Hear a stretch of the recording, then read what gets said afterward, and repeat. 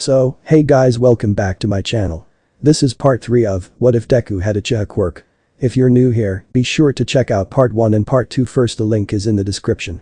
Thank you so much for all the love and support you've shown. I'll keep working hard to bring you great stories. On 100 likes, the next part will be uploaded. So just destroy the like button. Now, let's start the story where we left off. At that moment, like a missile from the sky, Sage of Six Path arrived, sharigan blazing and chakra swirling around him in a veritable storm. But just like that, Stain fell to his knees and passed out. Those watching were shocked until Izuku too began to wobble and collapse, and he would have, were it not for Madara catching him before he touched the ground. Hello Japan. This is your host Satsuna Sakura. Today we have a special guest with us in the studio, the youngest hero in history and heir apparent to All Might himself, Rikido. Thank you for the opportunity, Miss Sakura, I said. Oh, my what a gentleman. Though, if you don't mind me asking, is it true that you were there in the Hosu incident yesterday? That's true, I managed to arrive in Hosu just in time to stop the Nomu. For those of you that remain unaware, yesterday evening there was an attack in Hosu City perpetrated by 5 criminals, of which only 1 survived. The pro-heroes, Endeavor and Rikido, were the ones who took down these villains. On that note, how do you feel about the fact that you were responsible for the death of 2 people? I believe that I must clarify something first. The Nomu are not people, not anymore. From the remains of the 2 Nomu I fought against at the USJ attack a few weeks ago, we learned that the Nomu were manufactured. They did this by injecting innocents with various drugs meant to enhance their quirk factors and give them increased regeneration. Oh, my. This is terrible, who would do such a thing? So far the evidence is still inconclusive, but rest assured that Mike Tower will release a press statement the moment we uncover these dastardly villains. Well, we can all pray for your success. Remaining at the topic of Hosu, the biggest news circulating the internet these days is the act of vigilantism that your brother and the winner of the UA Sports Festival committed. This being said, while we do not condone such action, we are nonetheless thankful that he managed to not only survive, but bring the hero killer Stain to justice. I'm afraid to say that you have your facts wrong, Miss Sakura. Oh, how so? Before my brother leapt into the fray he did call me. Using my authority as a pro-hero, I allowed him to use his quirk in defense of his person and others. We did not know that, but still, isn't it the job of the hero supervising his internship? Or did it not occur to him that by bypassing normal protocol, he could bring down accusations of nepotism upon your person?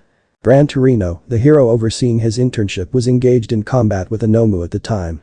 My brother did the logical thing in calling me. Still, some of our viewers must be wondering if there truly was a need for your brother in the field. There was undoubtedly a need for him. Before Endeavor and I arrived, he was the first to confront the Nomu, even going so far as to expend a significant portion of his energy on restraints for not 1 but 3 of the Nomu, restraints that held on until Endeavor arrived, thus limiting the amount of destruction the Nomu caused. Furthermore, he was essential in saving not only the hero native, but also his own classmate, the brother of Ingenium, Tenuida, from almost certain death at the hands of the hero killer Stain. Well, he seems like quite the upstanding citizen. It seems that he truly lives up to the expectation placed on him as a pillar of our society, even at such a young age. The aftermath of the Hosu incident, as it's now called, was something I honestly had not expected. Between Stain's capture and the League of Villains' attack on the city itself, I found little time to deal with the rumors that had been sprouting. It was in the early morning of the first day after the attack that the video was released. What video, you may be asking? Well, that's easy, the video that shared Stain's entire fucking backstory and shows live video for nearly 3 minutes of Izuku fighting Stain to a standstill to prevent him from getting to the very suspiciously placed ice fort behind him. Of course, that's not all. Whoever shot that video somehow managed to get audio of that fight, and with it Stain's proclamation that Izuku was the only one worthy of being called a true hero alongside All Might. You can see where this is going, can't you? I'm thankful that I had Izuku and his friends quarreled in a hospital while I'm off running damage control. I mean, seriously people, a mass murderer was just captured, and the first thing you talk about is whether or not you should punish the one that brought him to justice. I mean, come on, if it was me in that fight, Stain would have either gotten a Chidori to the chest or would have had his head caved in by a Rasengan. Still, there won't be any repercussions. In fact, I'm heading over to the hospital room to brief Izuku and company on what was to happen. As I arrive at the room they were housed in, I see 2 police officers at the door. When they see me, they gulp. "Sir, this room is restricted," said one of the soon-to-be corpses. "And why is that?" "I have every right to visit my brother in the hospital," I said lightly. The man gulped. I could see sweat forming on his forehead. "Sorry sir, I can't allow you inside." I see. I closed my eyes and opened them only now they possessed my activated blood-red sharigan. Let me give you some friendly advice. Do you think that you can keep me out of that room? I asked. He shook his head nervously and the second one behind him was trembling in fear. I thought so. Now step aside before you do something rash and risk having an accident. The man had most likely never moved so fast in his entire life. I reached for the door handle and pulled it, slamming the door open and stepped in. I surveyed the scene. Izuku and Iida were obviously being chastised, and Shoto appeared to be riled up and on the verge of a massive mistake. Meanwhile, Manuel and Gran Torino were standing to the side as spectators. I turned my Sharingan gaze on the big dog standing in the center of the room. From what I could read of his face he thought he would have more time. Would you look at that, the chief of police came to visit. I mean, this is an occasion, but hardly one that would necessitate the stationing of guards outside this room, especially since they were given orders to keep even me out, wouldn't you agree? I asked. A small shock went through the room. Pro-hero Rikido, I'm terribly sorry about that misunderstanding, Woof, said the chief as he bowed. Well, at least he knows how to be diplomatic with his betters. See to it that it does not happen again. Now, I believe that I had sorted out all the legalities of yesterday's events, so pray tell, what are you doing here? I do not recall giving you permission to interrogate my brother, I said while crossing my arms. This was not an interrogation, merely some friendly advice for an up-and-coming hero, he said, still bowing. Very well, see to it that such advice is given only when asked for. After all, we wouldn't want something to happen that would destabilize society, now would we? I said, letting my presence leak out a bit. Of course not, Rikido. I will take my leave now, said the dog whose fur was visibly shinier. Oh. The rest of you leave as well, and I need not say that this discussion never happened, I said. Gran Torino looked at me and held my gaze as the chief led a confused and frightened Manuel out of the room. Finally, Gran Torino broke the stare contest and left as well, closing the door in his wake. I closed my eyes and when I opened them, they were back to their original green. I turned to the three brats still in the room who were all looking at me with various degrees of shock. Big brother, began Izuku, but I cut him off. Not now. First of all, I must address the moron in the room and only after that will I get to you two idiots, I said. I turned to the Iida Saiyan. He was standing upright with his head bowed. Do you realize what you did? I asked. Yes, please forgive me, sir. I was foolish and stupid, said Tenya as he bowed. You know, I happen to know Ingenium, I began. He lifted his head to look at me, but remained bowed. One of his main motivations for his work was to make a better world for his little brother. In that he and I are rather similar, I paused, so I can only ask what manner of madness had possessed you to think you even had a 1% chance of taking on and beating a villain that your brother, someone with far more combat experience than every person in this room combined bar me, couldn't take. I am sorry. I was foolish and blinded by hate, please give me another chance. Oh, don't worry about that, I made sure that your name came up only as a victim. But rest assured that the next time you do something as monumentally foolish as this, you will be expelled from UA faster than you can blink, I said. I understand. Thank you for the opportunity, said Iida. And as for you two, I said as I turned to them. Both of them looked uncomfortable being put under the spotlight. I sighed and pinched the bridge of my nose. I looked back up at them. I won't fault you for trying to protect your friend. This seemed to surprise them. Then, what about what the chief said? Asked Shoto. That man does good, but he overstepped his bounds when he approached you directly. To be honest, if it weren't for me and Endeavor, you all would be facing charges of vigilantism and would probably be expelled from UA altogether and forbidden from entering another hero course, I said. This seemed to strike a chord in them. Despite how Chief Tsurigum may appear, he would have given you an out from this situation, if only for the fact that you are still good eggs, I said. I turned to Izuku. I'm proud of you, I said. Izuku blushed and looked away.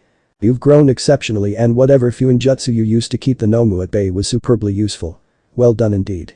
I'm even more impressed that you managed to not only hold your own, but defeat Stain in hand-to-hand combat while your reserves were so low. Truly, I don't think that I mistake when I say that you fought him mostly quirkless, I said. The other two were looking at Izuku in awe.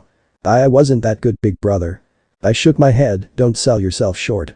What you did today is something that most heroes aside from the top 10 would have failed to do on their own. And Shoto. Shoto straightened up and looked at me. Your decision to use your ice to build a defensive structure to allow Izuku to fight at his full potential was very god. Excellent even, considering that many pro heroes would choose the glory of combat over actually saving civilians in danger, I said. He looked stunned at the praise I had given him, but nevertheless he accepted it. Shigaraki was shaking. Nothing was going as planned and worst of all, that brat, or more precisely that brat's brother, took down the hero killer. Everyone was talking about Stain and the brat's brother and no one was talking about him. It pissed him off so badly that he couldn't even think straight. "Calm yourself, Tamura Shigaraki," said Kurogiri as he cleaned some plates at the new hideout of the League of Villains. "That brat, why is no one talking about me? All they seem to care about is the stupid hero killer and that brat. He and his brother bot piss me off, following All Might so closely." "Don't worry, Tamura," came a voice from the monitor. "Sensei," said the man-child with reverence. "This was just the opening act, Tamura. It may seem like you have failed, but that is wrong. This is your beginning." Tamura Shigaraki is the symbol of evil. All for one leaned back in his chair as he finished the conversation with his protege. Truly, he was progressing nicely. "My lord, if I may be so bold, why do you plan on moving against the Yakuza now?" asked the doctor. Well, I suppose you should know this. Some time ago I received word that they were in possession of a quirk that could restore me to my original form. That and the quirk of the one known as Overhaul would have made excellent addition to my collection," said the Lord of Evil. The doctor spluttered. "But, my lord, why would you let such a valuable quirk in the hands of those lesser than you?" You see, they would have made an excellent obstacle for Tamura after my final battle with All Might, but now I need to be able to call the number of symbols to better pave the way for Tamura's ascension." Itsuki was seething as he watched the news. All they ever talked about was how that damn Deku saved half and engine legs. These past few days had been a nightmare for him. He thought that the number 4 pro hero would help him better his quirk and hone his skills to better compete against Deku. It grated Kitsuki to say this, but Izuku was strong. Easily the strongest in their entire year, after all he did get the number 1 spot at the sports festival. Still, he couldn't get that line the old hermit said to him up on that mountain. "You're no hero." I annoyed the hell out of him, but Kitsuki wasn't blind. The things that best genius said he lacked, public appeal and whatnot, that wasn't him. He was the one that took down the villain, not a child caretaker. Sure, he could save people and shit, but that's not the things he excelled at. All he could do was grit his teeth and bear it. He only had a few more days until he was finally out of here. I couldn't help but collapse on the couch when I got home. "Big brother? Are you okay?" asked a concerned Izuku. "Yeah, sure, just tired. I haven't slept in 3 days," I said. "What? How could you be so irresponsible, big brother? You know that sleep deprivation leads to stupid mistakes," yelled Izuku scandalized. I turned my head just enough so that I could see his face and let a small grin show. "The chakra can mitigate the effects, the only problem is that I crash after I let go of the chakra that I have sustaining me."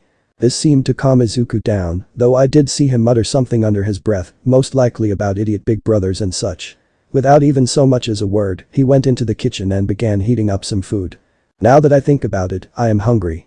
Slowly I pulled myself up in a more dignified position as Izuku came back with food for the both of us. "Thanks," I said. "No problem, big brother." We ate in silence for a while. "Hey, big brother. Did Stain's ideals, did his words have any meaning, or were they just an empty ideal?" asked Izuku. I turned to him. "What brought this on?" I asked. "Well, it's just that he made so much sense, you know. And I don't know if it's right to agree with the ideals of a serial killer, I mean, he is a villain after all," said Izuku. I remained silent for a while, digesting this. I had honestly not expected Izuku to be this shaken by his experience. Obviously, I did expect some form of doubt, but not something so profound. "Was he even right?" asked Izuku. "I'm sorry. Was he even right to place me at the same level as All Might himself?" I see. Damn you All Might and the burden you placed upon my family." "Izuku, do you remember what All Might told us after the USJ about how One for All came to be?" He nodded. "Good things can come from anywhere and good people are much the same. Unfortunately, the same is true for the other end of the spectrum. There are some people that just want to see the world burn and would do anything to make this twisted reality happen. Stain and his followers are anarchists pure and simple. They can't or rather won't see the greater implications of their actions, the lives they ruin and the devastation they inflict on society as a whole," I said. "But what about what Stain said? I looked through the files on Project Amicals and I know about all the corruption of the hero system, so isn't Stain even slightly right?" asked Izuku. I was a bit surprised. Project Amicals is one of my countermeasures against heroes. It stands as a literal sword hanging by a thread ready to decapitate hero society by exposing all the corruption in the HPSC and the top ranks of the heroes. I sighed and leaned back, setting down my food and looking straight at Izuku. "He's right," I said. Izuku looked stunned to hear me say that. "If the world was fair and normal, you and I would have never been in the situation we are now. By pre-Quirk world standards, we are child soldiers fighting in a war we should have no business fighting in. Stain is right that heroes are corrupt, heck in the past 3 months I took down more than 50 crime dens by investigating heroes. What? Asked Izuku shocked. Did you think that every hero is like your friends in UA? Even as they are now, your first-year friends are more powerful than 50% of heroes in Japan. How do you expect them to justify their salary without a constant supply of villains? I said. But that's wrong. Yelled Izuku outraged. Of course it is, but they don't care. Most of these heroes gravitate towards poor neighborhoods where crime is still rampant. They don't have the strength or motivations to clean out these pockets of villains, so they cut a deal with them so that they don't get killed. I know it pains you to hear this, but just like One for All came from All for One, so did heroes spawn from villains. And just like the battle between the two brother quirks, the fight between heroes and villains grows more dangerous with each passing generation. In this fight, you and I are weapons, nothing more, I said. Izuku looked sad. It was to be expected. I had, after all, just shattered his worldview. So, it's all useless. Me becoming a hero? Asked Izuku. I wouldn't say that, you still have a purpose, but we shouldn't fight to uphold this frankly broken society, but change it so that the next generation would not have to know the terror of a villain attack, I said. And All Might, where does he stand in all this? Asked Izuku. I paused for a bit. That's the heart of the issue, isn't it? All Might is the literal symbol of the current era and someone that Izuku not only looks up to, but admires to a frankly astonishing degree. All Might is just like you. He's just someone that wants to help people, but in his hubris, he created the problems we face today. That is why I took up the mantle of symbol to keep down the devastation that All Might's foe will certainly produce, I said. If I had to rate the most annoying things that I have to deal with, the media would easily take the top spot. Today is the day when the new hero rankings are announced. It's not an entirely stupid move, after all, with all the chaos that Stain created, what better way to pacify the population than to wave a shiny new thing in front of their faces? Of course, that's not considering the fact that I get to officially move up in the world. Before the event started, I got a letter from the Hero Commission saying that I reached number 9 in the ranks. A mind-boggling progression from what I was just a few months ago. Still, I can't help but feel that this action is meaningless. It's been a week since Izuku took down Stain. The currents of the underworld are already shifting, I can feel it in my very bones. Dark clouds are gathering, and with All for One on the loose, who knows what chaos may befell the world.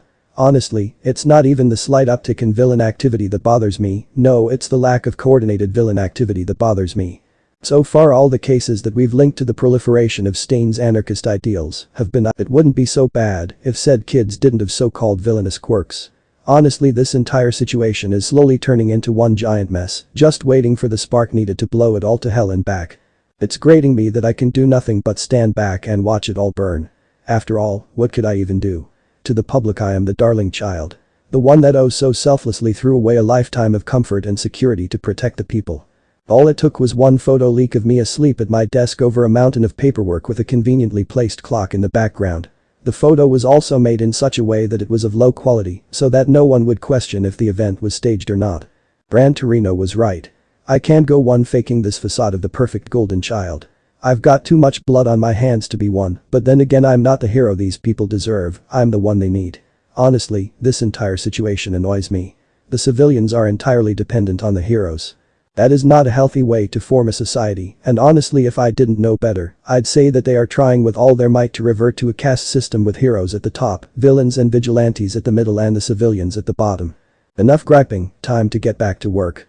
All for One is planning something. A few of his old friends that managed to survive his fall relatively intact have all taken a short vacation, all at the same time and only for a day. This is no way a coincidence. Izuku's school was shit. From the moment he stepped foot in the class, everyone surrounded him and began bombarding him with questions. They were all saying how cool and strong he was that he was able to defeat such a villain by himself. Izuku knew the answer to that. He didn't take down Stain by himself, not truly. His ideology was still chewing at him from the inside, and the heart-to-heart with his brother didn't help matters. In fact, it made them worse. Honestly, it was so much easier when he was little. Back then the heroes were always the good guys, and the villains were the bad guys. Thankfully, Aizawa entered the class soon enough. "Good morning, class," said their board teacher. "Good morning, Mr. Aizawa," replied the mindless sheep. Class. You're all here, I see. I trust that your internships were enlightening," asked Aizawa. A lot of heads nodded, though a few remained still. "Good. Now, as you know, the final exams are coming up, so don't slack off. You'll have a practical portion as well as a theoretical one. Furthermore, those who fail don't get to go to the summer training camp in the woods," said Aizawa. The class erupted in excited cheers that were quickly silenced by Aizawa flashing his quirk-given red eyes. "Now, onto other matters," Midoriya called out Aizawa. "Why yes Mr. Aizawa," answered back Izuku. "Due to your stunt with the hero killer, the principal has decided that you should take the provisional license exam that is the closest. That means that you are to take the exam the very next day after your final exam," said Aizawa. Izuku cringed. He was being singled out again and honestly, he didn't know if this was meant to be a punishment or reward. Somehow, he could see Aizawa making it both. "Anyways, that is all for today. Help. Get over here, we have to use our quirks together, otherwise we can't stop him." "Oh, god he's her ga." Static filled the radio frequencies, and the villains were quiet. Their last line of escape was cut off and Rikido was out on the hunt. It was at this point that the leader of the band of villains wondered why he even bothered to rob a bank in the city. After all, it was infamous for being the personal stomping ground of the new number 9 pro hero, Rikido. Rikido was a new name in the fight between heroes and villains, but he quickly made his reputation known. There were rumors all thought the underground, rumors of hideouts going dark and being found utterly destroyed, of high-level brokers captured and their entire networks and associates being destroyed. In all these events, the ones that reached the public at least, Rikido was the one credited for the action. He had heard from the elders among the villains, retired folk whose glory days had long since gone, that it was the same when All Might rose to power, only back then there was the so-called symbol of evil to oppose him. Now, no one stood against Rikido's relentless onslaught. All in all, it was difficult to see him as the 15-year-old kid he was. Heck, even to most civilians, Rikido was an adult, not a teenager, or so were their opinions of him. A harsh knock was heard from the door. The two villains looked at each other and prepared themselves for their last stand. The door was blasted inward and from the smoke came a length of chain that wrapped up the lead villain. His companion squeaked and he too was struck by a gigantic war fan, knocking him unconscious.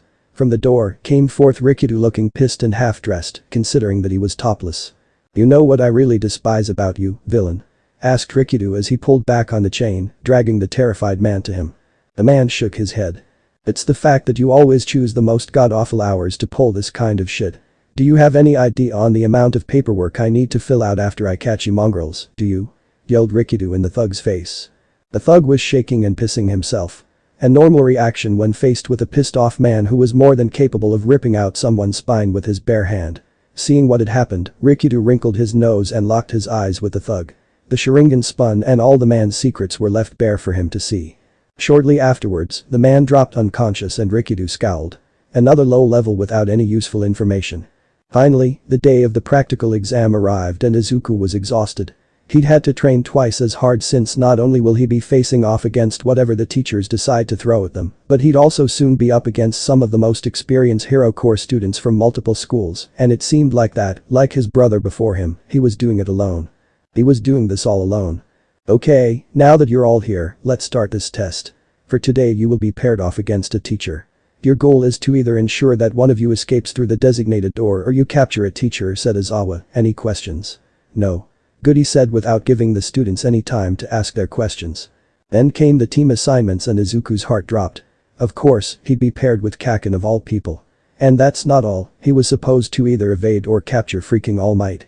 The second part wasn't as daunting as it may appear at first sight, after all the teachers were given a mobility handicap, and although All Might was a great hero, he wasn't unbeatable. Madara had proven that last year when he won against All Might all on his lonesome. And therein lied the problem for Izuku. Even now Katsuki was scowling, more than likely at the perceived slight the teachers had made against him when they dared suggest that he should work with Izuku of all people. It was sad, but Izuku knew that Katsuki had no chance to stand where he stood now. It wasn't a matter of willpower or determination, it was a simple fact that Izuku was better trained and better prepared to face such a situation than Katsuki, and he doubted that Katsuki would ever accept a hand offered in help. So this left him at an impasse. He could go ahead and plan for Katsuki's reckless charge, but he had the feeling that he should at least try to bring him on board before he discarded him altogether.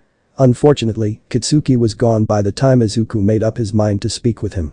It was so that with a long-suffering sigh, Izuku retreated to the camera control room to get a sneak peek at the others' battles and maybe plan a contingency or two. Thank God that he was allowed the full use of his equipment, otherwise he would have really been screwed. Team Bakugo and Midoriya vs All Might, start. The announcement was followed by a loud horn and the countdown timer beginning to tick down. Without even waiting a second, Katsuki took off. "Wait. Kaken, please work with me, we're up against All Might for God's sake. You can't just waltz in and expect to beat him," said Izuku. Oh yeah? Well, watch me, you damned nerd. I'll win an indisputable victory here and now, and I'll show everyone that I'm the best," yelled Kitsuki, not even breaking his stride. On the inside, Izuku was screaming. "Could you stop, for once in your life, from being such a jackass? You can't do this alone." Whatever Izuku was going to say was cut off by a backhand from Kitsuki. It didn't knock Izuku down, but it was more than enough to send him a few steps back and make his nose bleed. "Now, you listen here, you damned nerd," began Kitsuki slowly as he looked at Izuku. "I've had enough half-assessed victories. This is not going to be one of them. I'll get an indisputable win, no matter what." Izuku didn't reply as he was too busy trying to make sense of what just happened. It was only the pressure wave of air that brought him out of his reverie long enough to bring out a shield, so he didn't get blown off. Unfortunately, Kitsuki wasn't so lucky and was blown off without much of a problem, though he did manage to land relatively close by. Damn it. I ran out of time, thought Izuku. Looking around, he could see the devastation that All Might brought. This is going to be a pain. "Hakken, you okay?" asked Izuku. "Ugh, course I am, you damned nerd. Now where's All Might? I'll beat him up good." "Ah, you think you can defeat me so easily, heroes?" came All Might's voice from the smoke. Looking up at his favorite hero, Izuku couldn't help but compare him to his own brother.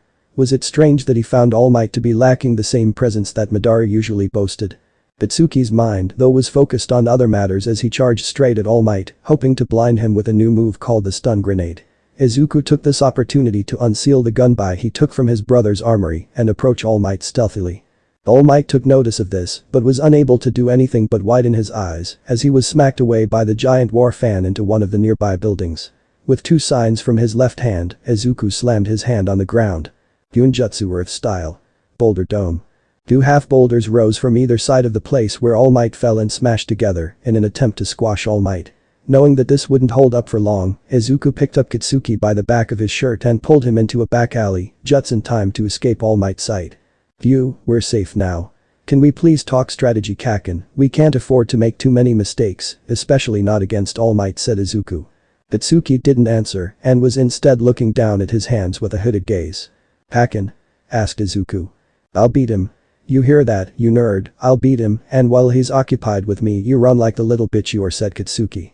"Right, like that worked out so well last time you attempted it. Come on, even a child could see that you don't stand a chance in hell of even being a pebble in All Might's path," said Izuku with more than a little bite in his tone. Itsuki flinched and looked up at Izuku with hate. Izuku didn't care, though. "Can you lure him out in the open? I should be able to restrain him just enough for us to make our escape," said Izuku. Before Kitsuki could reply, Izuku was gone, having flash stepped to a nearby roof to prepare the tags he would need to craft a barrier of sufficient strength to keep All Might inside. Back in the alleyway, Kitsuki was seething. In his mind, even now, Izuku was looking down on him, so he'd show the nerd and bring down All Might by himself. Getting to his feet, Kitsuki went in search of All Might. From the rooftops, Izuku was following the progress of his so-called teammate. It was obvious that he wouldn't work with him, so that left Izuku with only one other option, to use Kitsuki as a stepping stone, no matter how disgraceful it felt. He was waiting for Kitsuki to engage All Might so that his barrier could be set. It was a devious one, this barrier, because it prevented the ones trapped inside from using their quirks. Now, this would be a problem for All Might and his secret, but Madara had constructed a seal specially designed for All Might just for such an occasion. Looking down, Izuku saw Kitsuki firing his gauntlets at All Might. The smoke was enough for Izuku to launch his kunai with the sealing tags and activate the barrier. Gyunjutsu. For Wind Prison. From each tag, lines of chakra coalesced and formed an even bigger ring around All Might and Kitsuki. Without their power, they were easy prey for the chakra chains that bound them, and Izuku easily body flickered out of the arena. All in all, it was a good fight, even if it left a very sour taste in Izuku's mouth. Summer came quickly after the whole stain debacle. After my ascension into the top 10, I suddenly found myself working for longer and longer hours and lacking any time to train myself. Luckily, the fact that I knew the shadow clone jutsu helped me immensely. Honestly, if I didn't know better, I'd say that this jutsu was specifically created to ease one's administrative burdens. At any rate, it is a useful tool in my kit. The only downside to it is the clone's fragility, something that I still haven't found a way to remedy. Still, I can't complain too much, after all it did allow me enough time to learn wood release. I haven't done much with it, except for being able to make trees grow taller, but with enough time, I'm sure that I'll reach the level of proficiency that Yamato was able to achieve in the Narutoverse at the very least. After that, well, you know the saying, Hashirama's the limit. Izuku's been growing well these past few months. When I saw the recording of his provisional license exam I was impressed. It seems that Izuku truly is lightning-natured, and he even managed to get a bootleg version of the Chidori to work for him. Highly impressive, considering that it took me the better part of a year training with it on and off in order to get that kind of proficiency. Slowly but surely it seems that Izuku is working his way up to the lightning chakra armor of the Raikages. I mean, I'm barely proficient in the technique and it's doing wonders for me both in terms of defense and offense, and that's besides the absolute miracle it does in terms of mobility. If Izuku manages to get to the level of the legendary 3rd Raikage 1 for all-powered Sage mode is already making a monster out of him, adding the ultimate shield and spear of the lighting chakra armor on top of that is more than a bit of overkill in my opinion. And that's before we even take into account his Uzumaki-like proficiency with seals. Speaking of seals, we've recently had resistant seals placed on us. It was becoming difficult for Izuku and me to get any sort of meaningful workout done that doesn't involve beating the ever-loving shit out of each other. That's another area that Izuku's been excelling recently. I don't know if it's because he can use more nature energy or what, but he seems to have developed some sort of battle precognition. True, it's nowhere near the Sharingan's battle precognition, even when I had just unlocked it, but it's there, and it's enough to give Izuku an edge in combat. Where before he was guaranteed to lose against me no matter what, nowadays it can really go either way in a pure Taijutsu match, if I don't use any chakra at all that is. His chakra capacity is increasing almost exponentially. Right now, he's at what I could only consider to be low to mid-jonin. This increase came with an increase in his capacity to utilize the wellspring of power that is one for all to near 20% continuously. Luckily enough, Izuku isn't turning into a muscle head, which is a good thing. The absolute last thing this world needs right now is All Might version 2, and yes, I'm looking at Unite when I say this. Over the past 4 months Izuku has made incredible advancements in the field of Fuinjutsu. He managed to take Fuinjutsu to a level I could have never imagined. Jutsu, barriers, traps and even restraints, all made possible by Izuku's work in the field. I couldn't be prouder, and while it's true that he's shit at ninjutsu that doesn't really matter when you can move faster than most humans can react and punch with enough strength to collapse a decent-sized building. As I sit here and look over what we've accomplished so far, I can't help but feel a modicum of pity for the rest of humanity. Very few will ever get to experience the feel of chakra rushing through your body or the blood-pumping thrill of battle at the kind of level that Izuku and I are at. The use and study of chakra will go on, that is not an issue. Even if Izuku and I fall before we can pass on our knowledge, chakra will be rediscovered someday far in the future. This being said, I can't but imagine what a future community of chakra wielders would be like and how will the world at large take to our existence. I can't imagine the world governments being happy that such powerful people exist in the world. I should begin planning, just in case it ever comes to light that I'm actually quirkless. It was a hot summer day when Izuku got the notice that he was leaving for the summer training camp. I watched him go without much interest, after all I too would join him later on at the camp. Seeing as UA has become a target for villains, Nezu has asked me to accompany the student on their trip, well half of it. Honestly, it's more of a cover so that I can train in peace for at least a week. Heck, even the state-of-the-art lab I installed in my hideout has done nothing but collect dust for the past 4 months. I'm still worried, though. Sending the entire first-year Hero Corps students out into the woods, far away from any town, and any kind of support in case of an attack is reckless. Sure, there will be 6 pro heroes with them, 7 if you count me, but I won't be there all the time. Being the number 9 pro hero is not easy work, despite what the tabloids might say. I can understand the reasoning behind this move. With the random nature of this camp, it will be harder for villains to track the students to their training site. It would have been an excellent strategy if not for the small fact that our enemy is a 200-year-old quirk-stealing sociopath who's definitely not going to fall for this trick. And let's not forget that he has his own professional spy network. One so good that'll bet my sword that Nezu is searching high and low for any potential traitor among UA's staff and students. I set down my cup of coffee and go to get dressed. I'm not taking any weapons or armor with me today, just a change of clothes and my workout clothes and whatever toileting necessities I might need. It's very convenient to carry everything with me nowadays since Izuku managed to crack the code for the storage seal. After I finish packing the clothes storage seal and roll it back up, I shove it in my pants pocket. On my way out I pick up a meter-long and relatively thick roll of paper. This is the battle scroll as Izuku constantly insists on calling it. Because I'm not as proficient or knowledgeable with seals as Izuku, I can't pull off complex seals from memory and simply slap them down with chakra engraving. No, I have to use the tried and true method of unfurling the seal and slapping it down on the thing I want to use it on, or not. It all depends on the situation, and only then can I actually activate the seal. Take for example raw eyes. I have to use the 7 talismans and throw them the air before I can activate the main seal, which is one of the few that I know by heart. Izuku doesn't need to do that, he can just whip up the seal in midair in its completed form. Now yes, technically I could use the sharigan to simply memorize the seal and regurgitate it as many times as necessary, but I'm sorry to tell you that Fuinjutsu doesn't work like that. You have to be perfectly aware of how each strand of chakra interacts with the rest, and that can only be achieved with practice. A lot of practice, the kind that I didn't have time to do since I came onto the stage as a pro hero. Moving on, I left the house, scroll safely tucked in a hard plastic cover across my back.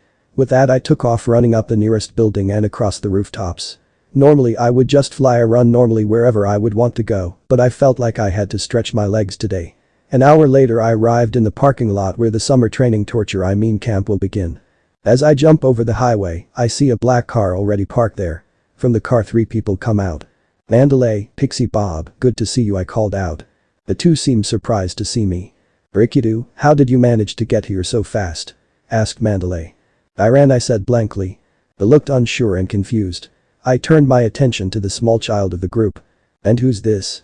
I asked with a quirked eyebrow. "Oh, that's my nephew, Koda. Koda, this is Rikido, he's the number 9 pro hero," said Mandalay. The kid scoffed and looked away. "Okay, that's the first time that has happened." I look at Mandalay, who looks at the scene with sorrow but does not seem surprised by it. Strange, though this is not my priority right now. "Is everything set?" I ask. "Yes, of course, everything's set," said Mandalay. "We're ready to rumble," said Pixie Bob with a cheer. "Good. Just so you know, I'll have my brother skip this so-called initiation," I said. This surprised them. "Not that we're completely opposed, but why?" asked Mandalay. I looked out at the beautiful scenic valley and pointed to it. "Do you want all that to go up in flames?" I asked. This seemed to shock the 2 heroes. "What? Surely he's not that powerful, not even Endeavor can do that much damage," said Pixie Bob.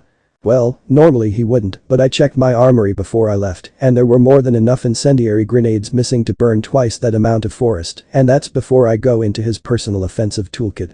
Suffice it to say, the test will be too easy if you throw Izuku into the mix," I said. The 2 heroines looked at each other somewhat worriedly. It's just my luck that in that exact moment, the bus with Class 1 arrived.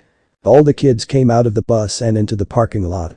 They seemed somewhat confused as to why they were here. "Big brother, what are you doing here?" asked Izuku as he noticed me. This drew the attention of several of his classmates. From the looks on their faces I could tell that they were surprised to see me here. "I'll be joining you at the training camp, mostly to act as added security. Now gather round so that I can explain what's going to happen next," I said. It took a while, but the kids all shuffled into a loose half circle around us. I sent a small nod at Izawa, and he nodded back. I could see him skulking back to the bus. Clapping, I drew the attention of the students. "Now that everyone's here, we can begin the summer training camp," I said. Iida Saiyan put his hand up. "Excuse me sir, but this is a parking lot, what are we supposed to do here?" he asked. "Oh, that's simple, but I'll let Mandalay explain more. For now, Izuku, come here for a bit," I said. Izuku stepped up somewhat unsure. I was after all still smiling and he knew that wasn't a good thing. I put my hand out. "The incendiary grenades you took from the armory," I said. Izuku went red at being caught red-handed like that. A gasp was heard from his classmates along with surprised cries of Midoriya. It took a bit of fidgeting from Izuku and a flash of the sharigan from me, but I managed to get him to cough up a small mound of paper bombs, kunai and a few scrolls filled with a few hundred grenades. Looking back I could see that his classmates were clearly shocked. I turned to address them. "Now, don't be discouraged. Izuku had a good idea when he decided to stock up on weapons before he left his house, but the sad reality is that you won't be allowed to carry a small arsenal of weapons on your person at all times, nor will you be able to do so. This training camp was made to test your limits, and so without further interruption, I hand you off to Mandalay." "Except Izuku, that is," I said. "Wait, that's not fair. Why does he get special treatment?" protested the kid with purple balls for hair.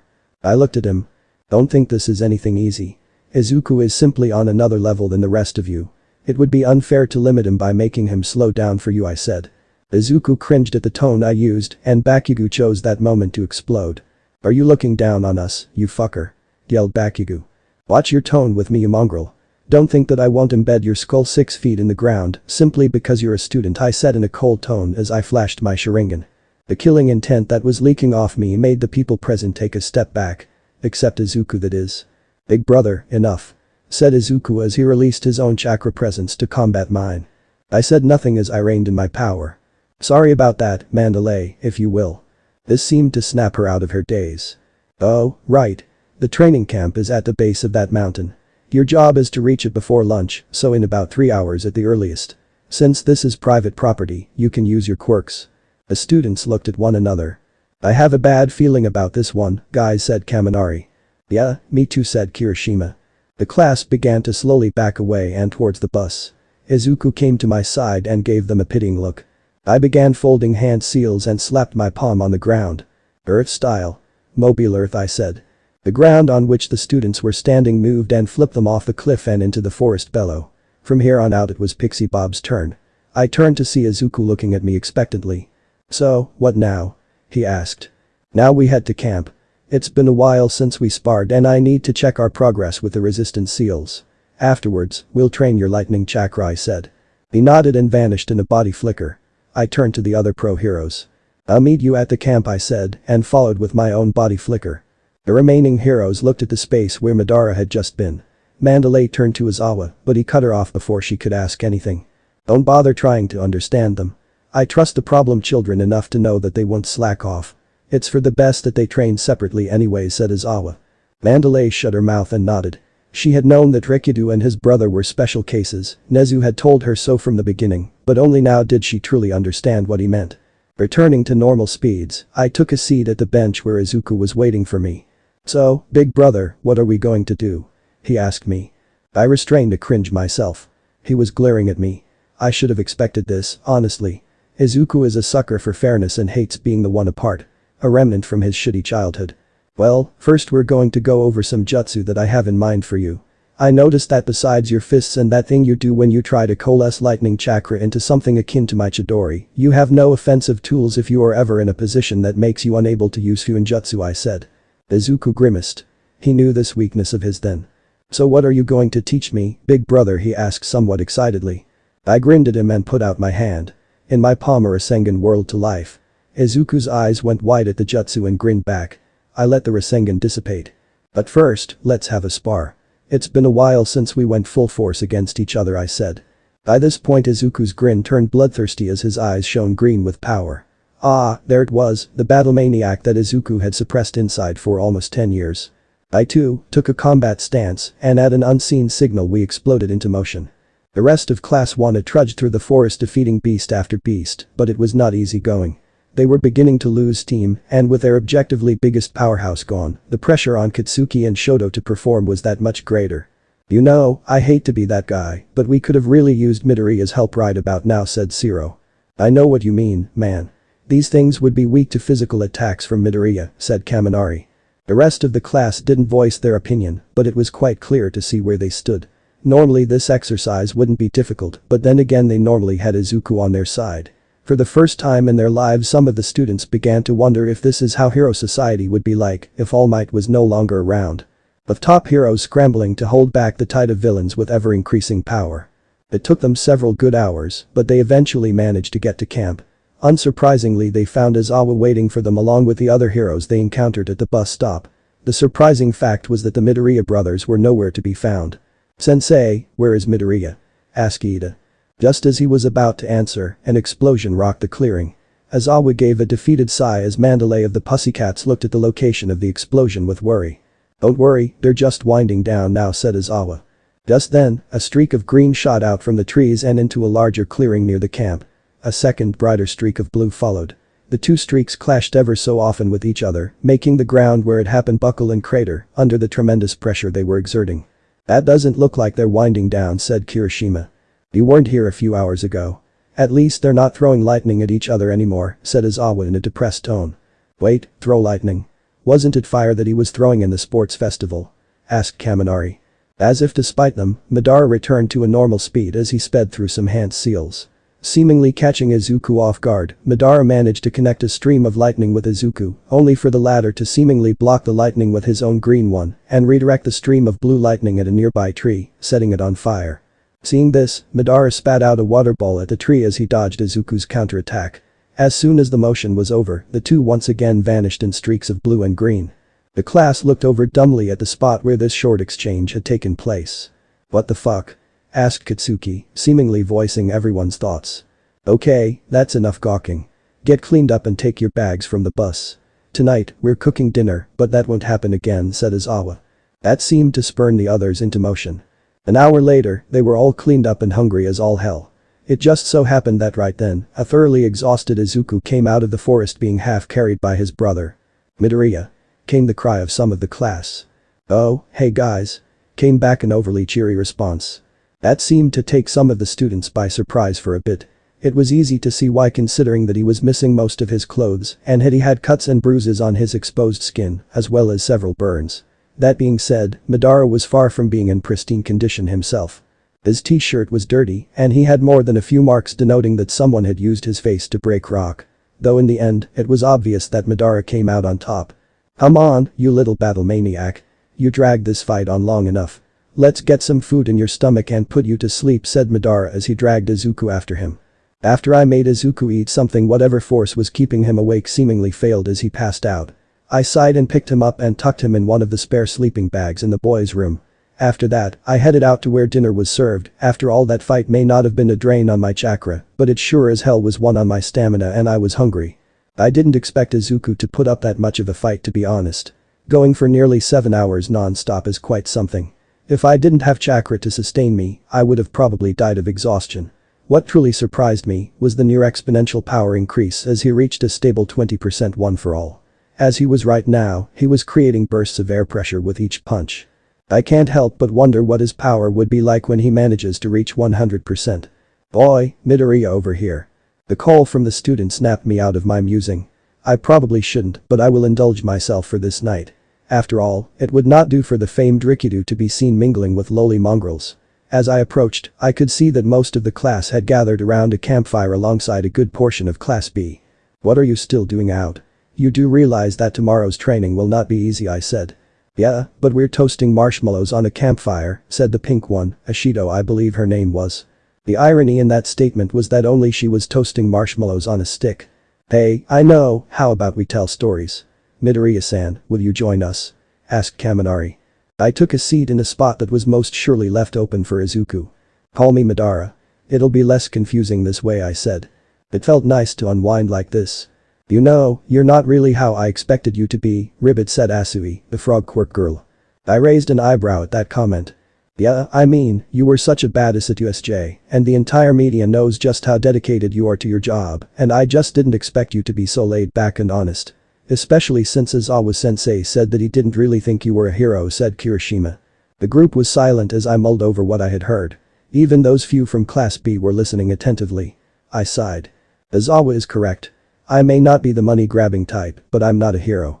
You see, by my definition, a hero is someone that achieves great deeds and becomes immortalized in legend that will persist far beyond his own life. In today's world, a hero is someone who selflessly gives their all for the benefit of others, someone that goes to incredible lengths to save just one more person. I am not that type of person. My choice to become a hero is solely a pragmatic one. Being a hero is a sure way to gain prestige quickly, and a license is useful if I ever need to defend myself, I said. They were silent after my admission.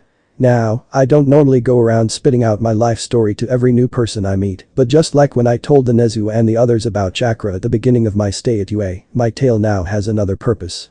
But then, how did you get to be All Might's successor? Asked a thoroughly confused Kendo. I chuckled. Who said I was his successor? I certainly didn't, I said. But the press conference, began Momo, but I cut her off. I was announced as his heir, that is true, but heir doesn't mean successor. I may have taken up his role as head of Might Tower, but I am not the true heir to his ideals and conviction. His did not pass on to me his will. I am merely a placeholder until the true heir is ready, I said. They were silent as they digested what they earned. The idea that out there is another that will one day be the successor to All Might and myself was quite something. It's Izuku, isn't it? All the students gave their full attention to Shoto as he looked at me with narrowed eyes. He's All Might's true successor, isn't he? Said Shoto. I looked him straight in the eyes. He is, I acknowledged. Then why did you take his spot? Asked Uraraka, fists clenched in righteous fury.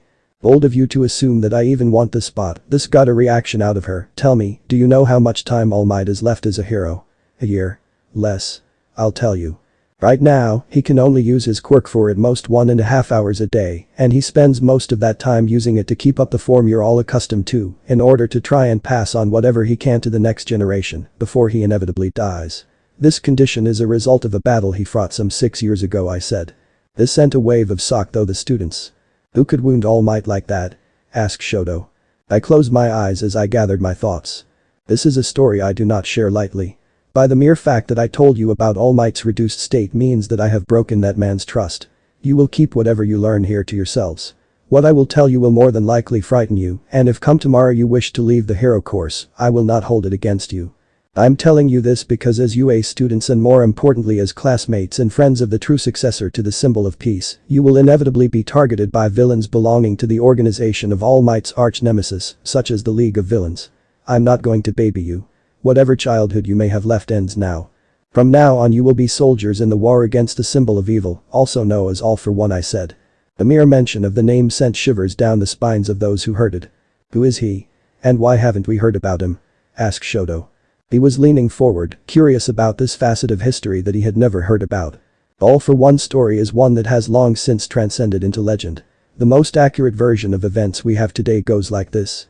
Sometime at the beginning of quirks themselves there was a man with the power to take the quirks of others and use them for himself as well as bestow them upon whomever he saw fit.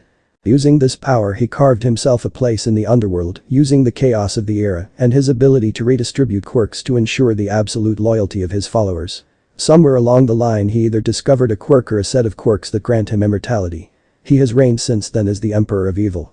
All Might is the first hero to stand against him and win, or should I be more accurate, he was the first hero to survive. I paused for a bit. After the USJ attack, I confirmed that All for One lives on as the puppet master behind Tamura Shigaraki and the League of Villains.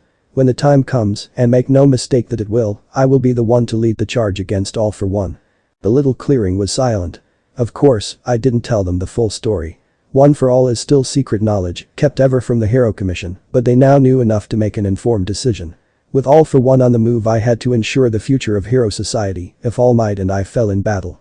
This will be a test of the heart and mind to these kids. The ability and will to stand against such immeasurable power for the sake of protecting those behind your back is essential in the times to come. Silently I stood up and headed for the shared teacher's room where I would sleep.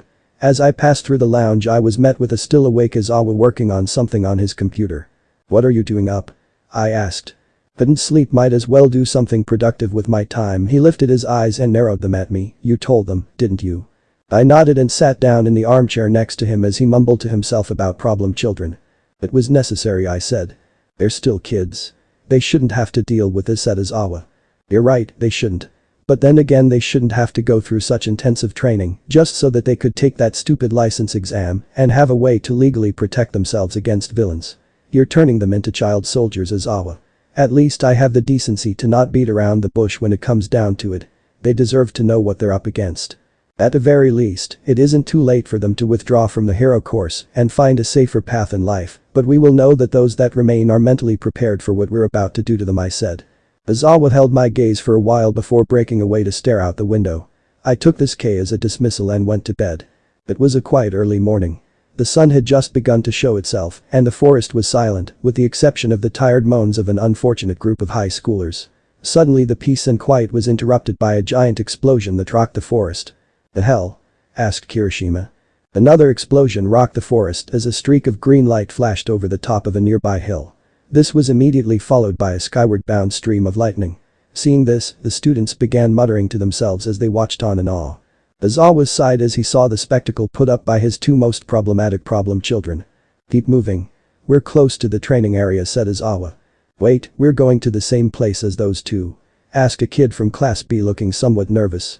"No, this in a different place that I had Madara create. We get that and they get the rest of the forest," said Izawa. This seemed to calm the nerves of Class B well, mostly, but that situation was easily rectified. Meanwhile, Katsuki was seething. Yet again it was shoved right in his face the fact that he was inferior to Izuku and Madara.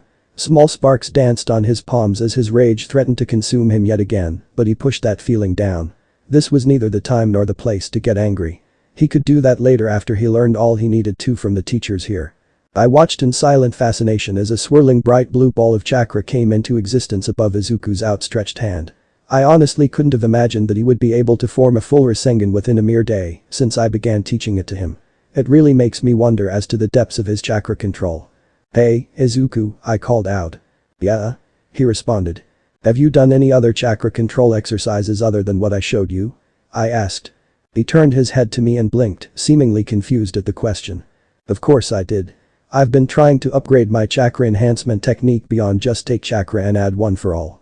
I've read your research notes, and I had been trying to get better at summoning wind chakra, but I hadn't made much progress at Izuku. This surprised me. I had no idea that he was that far advanced in his chakra control exercises to begin attempting nature transformation. Still, that leaves one question. Why wind? I asked. Huh? Why did you choose wind style as your first nature transformation to train?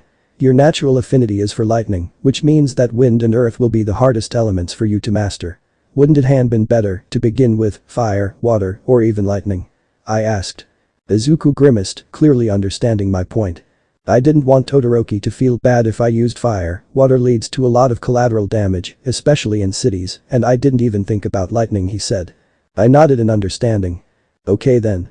So should we be in lightning nature transformation training? I asked. Yes, please.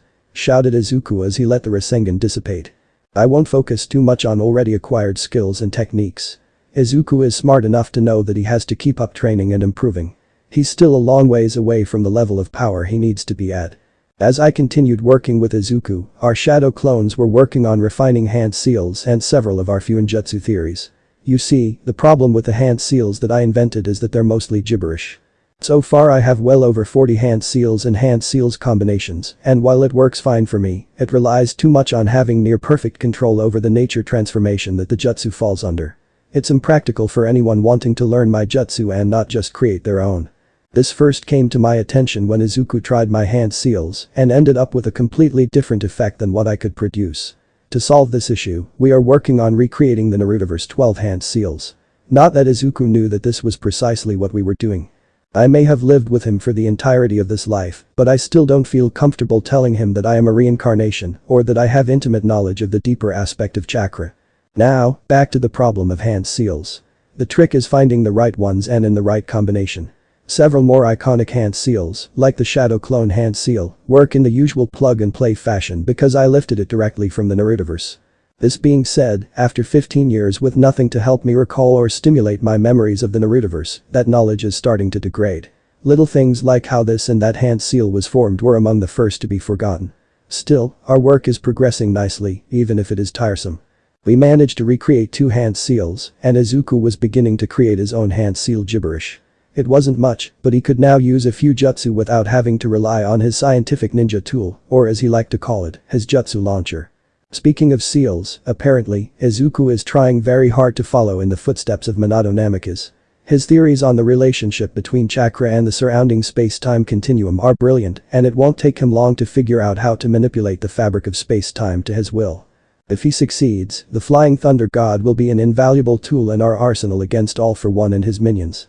As far as I know, the hero side does not possess any kind of teleportation quirk, making it difficult for the heaviest hitting pro heroes to move around swiftly and respond to threats that are not in their immediate vicinity. This leads to many openings that villains could take. After all, they would think twice about committing crimes if they knew that the likes of All Might and I could be summoned at literally a moment's notice to take them out. Even with all this progress, I can't help but worry. Izuku is far from ready. He still thinks too much, and while he is an excellent combatant, he can also be classified as a one-trick pony. This is because most of his chakra must go towards tempering one for all when in use, leaving him with a tiny amount to use for only the most basic of jutsu, such as the replacement, body flicker, or flash step. The Rasengan may be too much of a drain on his resources if he still wishes to use one for all in combat to its fullest potential. Still, the sheer power boost that one for all gives its user may just be worth foregoing the use of any other chakra-based ability. As he was working on his jutsu enhanced seals, I too was training. My reserves may be huge, but that means close to nothing if I can't put them to good use. Seeing as we're far away from any kind of civilization, I thought that it was time to try and recreate Kirin. Long story short, it will take me some time to get it right, even if I can currently summon lightning from the sky. It's simply not powerful enough. This is what I would classify as an ultimate move, for it is destruction incarnate. On our 4th day in the forest, Azawa finally decided to let the kids have a bit of fun. The Pussycats had organized a test of courage which I found frankly laughable. Still, I didn't put up any kind of resistance to this idea. These were, after all, kids that we were training, and I didn't want them to think that it was all work and no play from here on out, in spite of what I had preached on that first night around the fire. From what I'd seen, that speech was sufficient to light a fire under their butts and make them train harder. I didn't need 40 exhausted kids, especially since. My thoughts trailed off as my senses picked up a pulse of chakra from the direction of the forest. Immediately I dialed up my sensory range, and I nearly recoiled in surprise as I sensed 5 new chakra signatures just now entering the boundary I set up. They were closely followed by a 6th with an oddly familiar signature. My eyes widened as I deciphered what it was. Enomu. "Everyone, back to the lodge now," I yelled. "What? No way, we were just about to begin our run," complained Uraraka and Asui. "Mandalay, order everyone back. We've been found and villains have breached the perimeter," I said. This seemed to wake everyone up as Mandalay obeyed the order. In that exact moment, Pixie Bob was flung towards the bushes outlining the clearing we were in and was instantly knocked out by a villain. I turned to them sharigan blazing and was greeted by a total lack of chakra in either of their bodies. I stepped forward as I began to exert my presence on the area around me. "Who are you?" I demanded. "Oh, we're the League of Villains Action Squad and we're here to cause some chaos. My name is Magni and this here with me is Spinner," said the transgender person named Magni. "This name feels familiar, maybe there is something about it in the hero database." "So, you are the mighty Rikido, huh? I'm not interested in you, but in your brother, the one Stain deemed worthy," said the lizard, Spinner. I narrowed my eyes as my sharigan glowed and spun a bit. This action made the 2 villains take a step back and look away from me. It was all the opening I needed as I stepped close to Magni and shoved a Chidori through his or her chest. Spinner gasped in surprise at my action, and I watched as the Magni that I stabbed through the heart slowly turned to mud. "I see. These are clones, the result of someone's quirk. Your leader was wise to send clones against me, but ultimately he overestimated your abilities. Now surrender and bow down like the dogs that you are," I said. "Why, you? I am Spinner, the follower of Stain who will make his dreams a reality. I will not bow to the likes of you." He didn't finish his sentence as Izuku came in and took off his head with a well-placed lariat. "Big brother, we've got a problem," said Izuku. "I am aware," I replied as I studied him. He must have come barreling at full tilt towards me as soon as he sensed the chakra pulse from the boundary I set up on the first day. Evidently, he was either meditating or asleep seeing as he was barefooted and had only a pair of sweatpants on. In the background I could see some girls leering at him. I mentally snorted. It seems that my little brother will have quite the fangirl following if he continues to forget his clothes. "Rikido, we must gather the other students in the forest. They're sitting ducks over there," said Mandalay. "Understood. Send a message to them and order them to take the shortest route back to the clearing. Tell them that they are permitted to use their quirks in any way they see fit to help them get back as soon as possible," I ordered. But the simple hand seal, there were now 3 of me. The clones instantly headed off into the forest. If villains like Magni and Spinner were all there were here, even clones should be fine. "Wait. What about Koda?" asked Izuku. I couldn't help but ask. "My nephew," said Mandalay, who was now a curious cross between irritated and worried. I ignored her and returned to Izuku. "Can you find him?" I asked. He nodded back. I twitched my head to the side and he vanished in a body flicker towards the area that he knew the boy to be in. I too took off into the forest. The main priority of my clones was to evacuate the kids from the line of fire. My main priority was to find and kill the one creating the clones.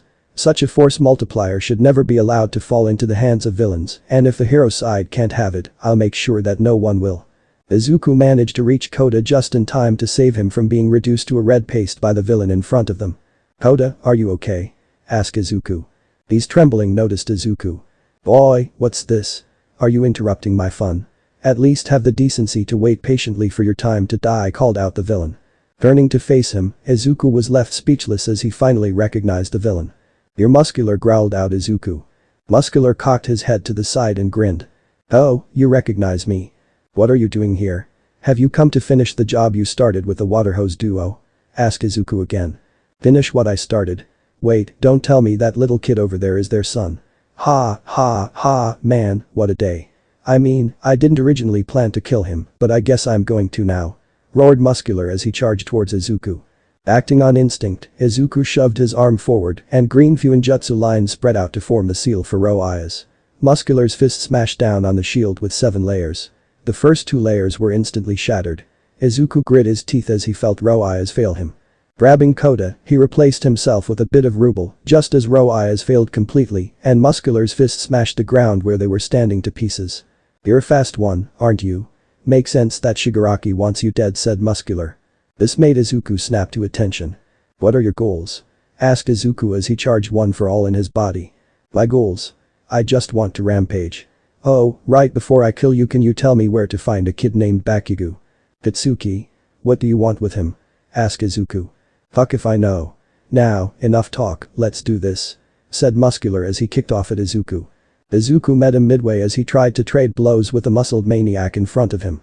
Unfortunately, it wasn't enough and he was blown back. "Shit. He took my 20% like it was nothing, what a stupid powerful quirk. Is that it? I admit, you're fast kid, but you lack strength," yelled Muscular as he went on the offensive yet again. Izuku instantly flash-stepped away, picking Koda on the way and body flickering out of there. "I'm not enough. Damn it. I thought that I'd gotten stronger, but that guy is too strong for me right now, and I can't use my jutsu without worrying about what Koda will do. I doubt that he will listen to me if I tell him to stay put," thought Izuku. A roar was heard through the forest, coming from the mountain where Izuku had left Muscular, making Izuku stop behind a tree. "Hey Koda, I need to get back there. Can I trust you to hide here?" asked Izuku. "No, you don't have to, let's just run," whimpered out Koda. Izuku felt Koda cling harder to him, unwilling to let him go. "I have to go, Koda. I have to stop Muscular." "Why? Why do you have to? Let's just run, it's not worth it, you can't throw away your life like that." Izuku brought up a hand to the back of Koda's head. He moved his head so that he could look into the child's watering eyes. "I have to do this, Koda. There is no other way." "Why you?" "And isn't that the million-dollar question?" thought Izuku bitterly. He originally wanted to be a hero because they were cool. They saved people, and while he might have this innate desire and instinct, Izuku couldn't help but feel sick at the sheer amount of politicking that any pro hero had to do. Still, he couldn't back down. He didn't want to back down, even if he didn't have one for all, even if he was quirkless, he just couldn't sit back while others suffered. Because someone has to do it, so why not me? Koda, people like Muscular, evil people, they're all the same no matter what they might say, no matter what justification they may have, all they want is to see the world burn.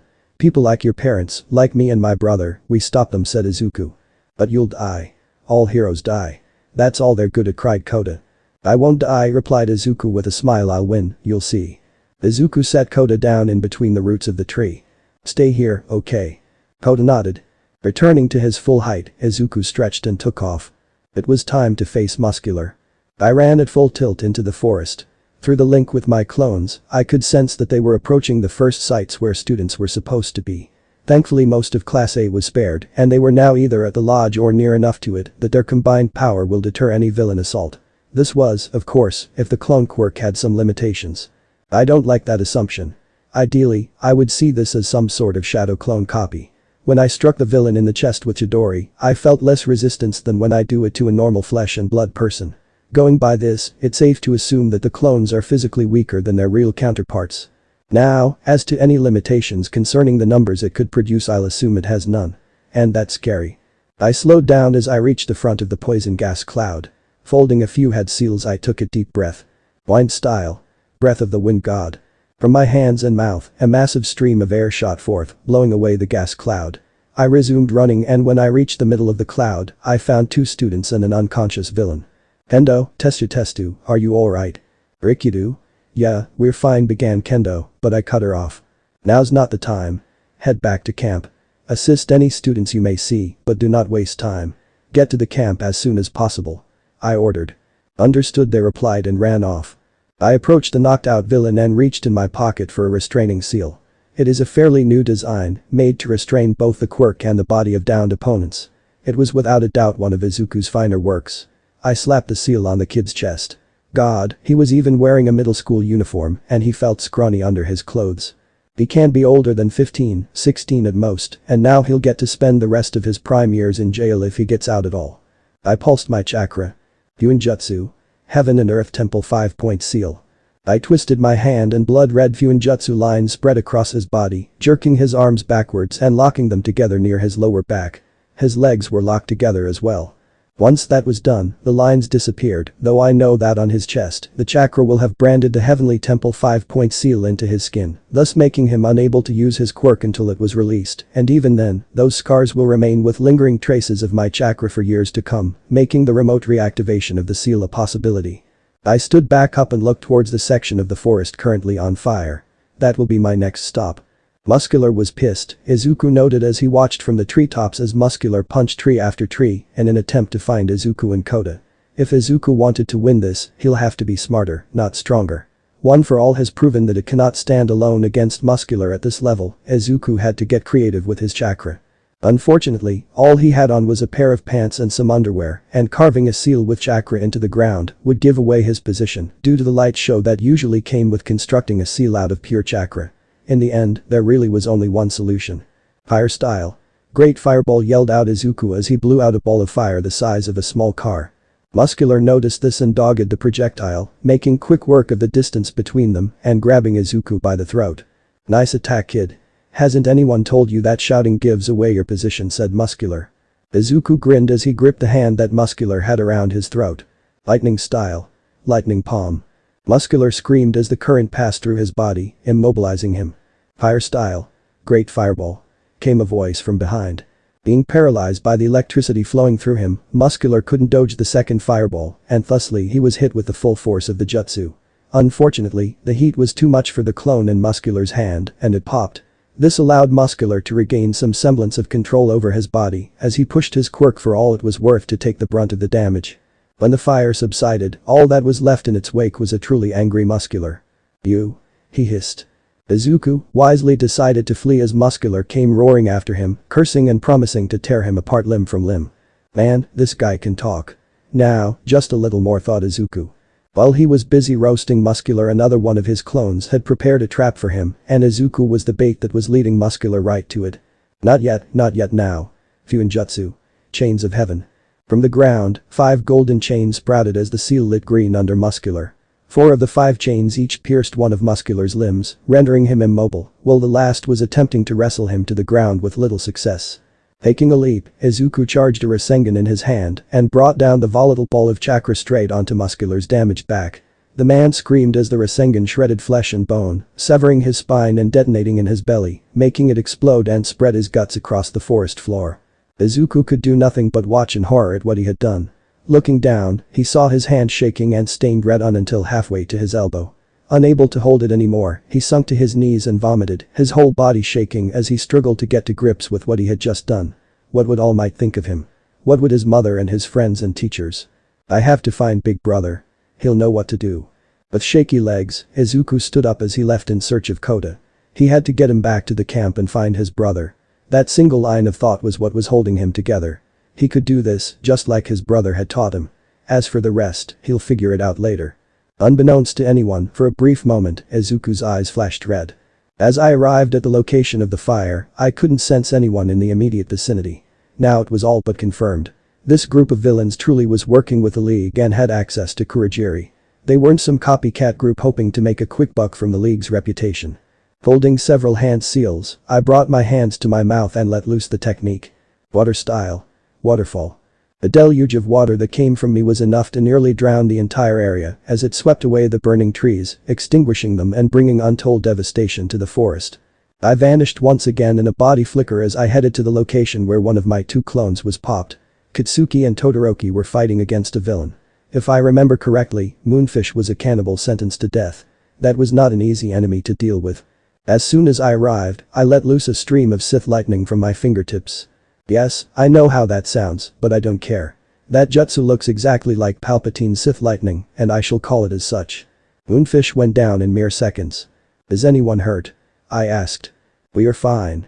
Thank you for your assistance, said Todoroki. DCH, we had it handled, grumbled Kitsuki. I let a small smirk appear on my face. Honestly, if it wasn't for his abrasive personality and stupid inferiority complex, we could have been best friends, and maybe Izuku wouldn't have been so lonely growing up with only me around. Of course you did. Is there anyone left on the course? None that we could find. We don't know where Ragdoll is, though, said Todoroki.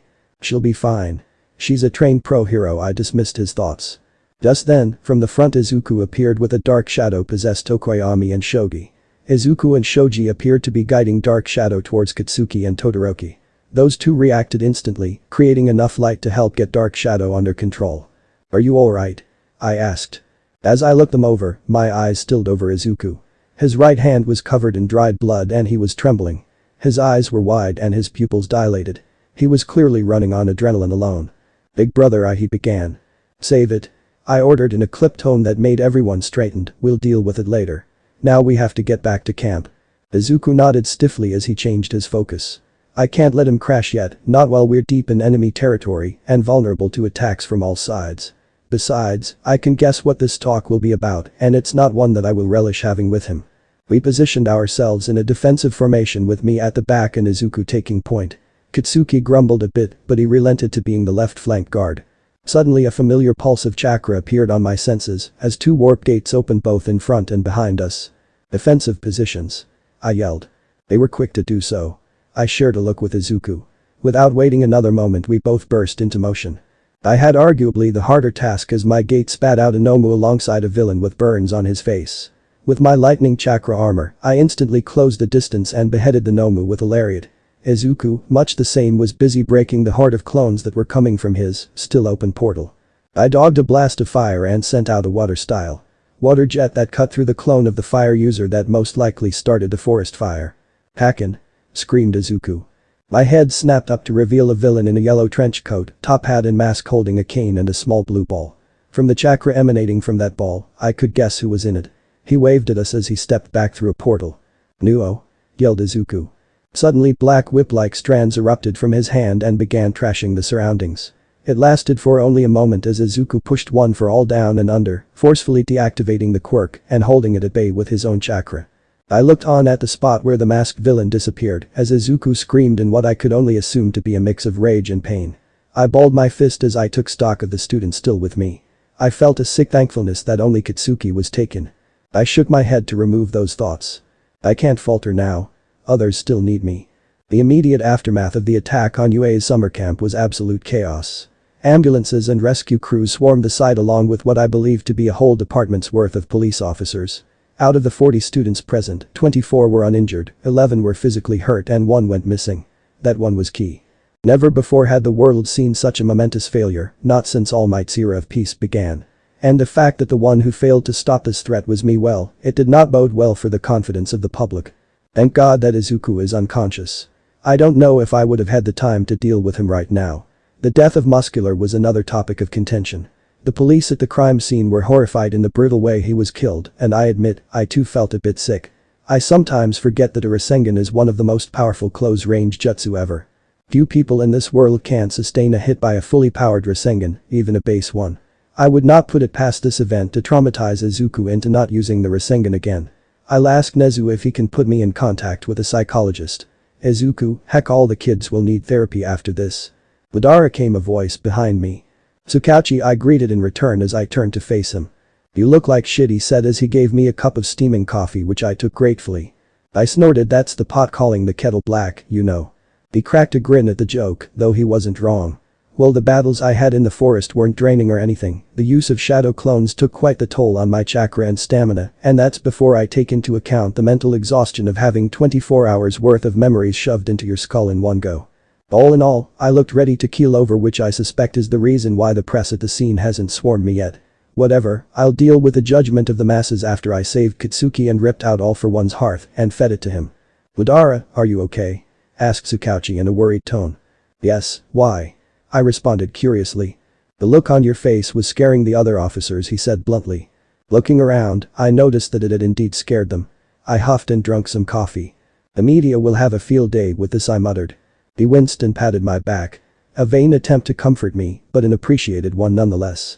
"Nezu is waiting for you at the hospital. I'll make sure to keep you up to date with everything that we find here." I nodded in thanks and left to find a car with someone to drive me to the hospital. I'm in no state to travel by foot or flight, and ironically enough, even though I have a full-blown pro hero license, somehow I am still forbidden from gaining a driver's license before I'm 18. The hospital looked like an ant's nest that had been kicked over.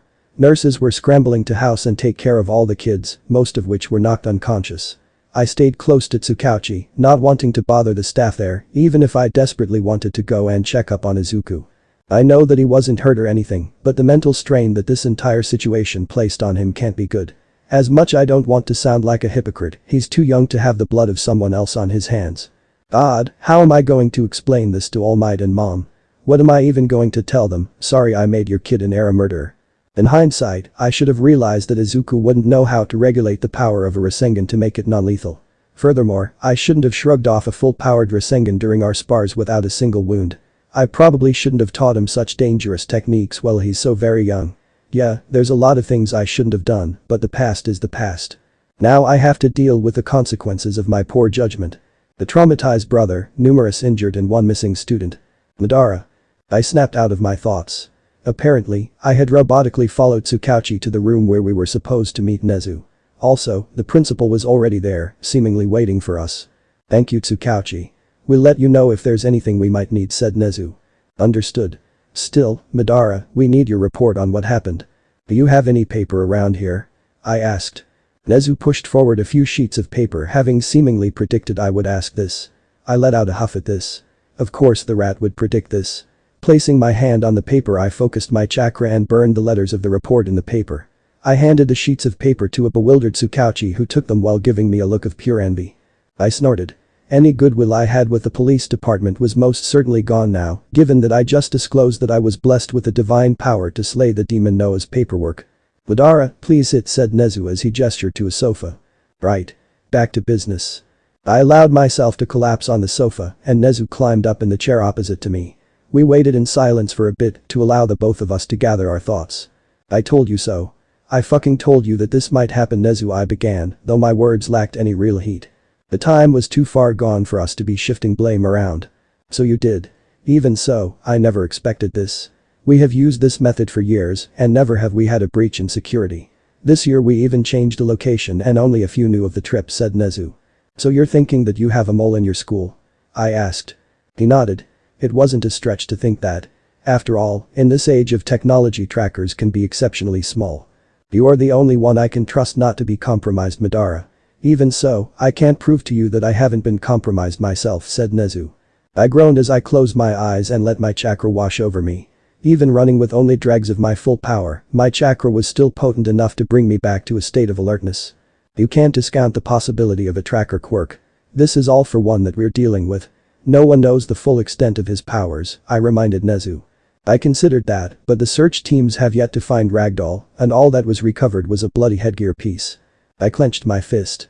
Ragdoll, wielder of the quirk search, or should I say former wielder. I highly doubt that All for One would leave such a useful quirk to exist outside of his possession. What about the other teachers? How is All Might dealing with this? I asked, hoping to move away from such topics as that megalomaniac. I haven't told him yet. If he found out, he would most definitely waste valuable quirk time coming here, said Nezu. The logical decision, Nezu, but he will find out sooner rather than later, and I trailed off as I heard a commotion coming from the hallway. I moved to investigate, with Nezu close behind me. When I arrived, I was greeted with the sight of my hysterical mother being held back by security. As soon as she saw me, she began calling my name. I signaled the guards to let her go, and she ran to me, sobbing and clinging to me, all the while babbling about Izuku. Honestly, the scene she was causing was quite embarrassing. Mom, please get a grip. You're embarrassing me, I said quietly. That seemed to have done the trick as she began to calm down.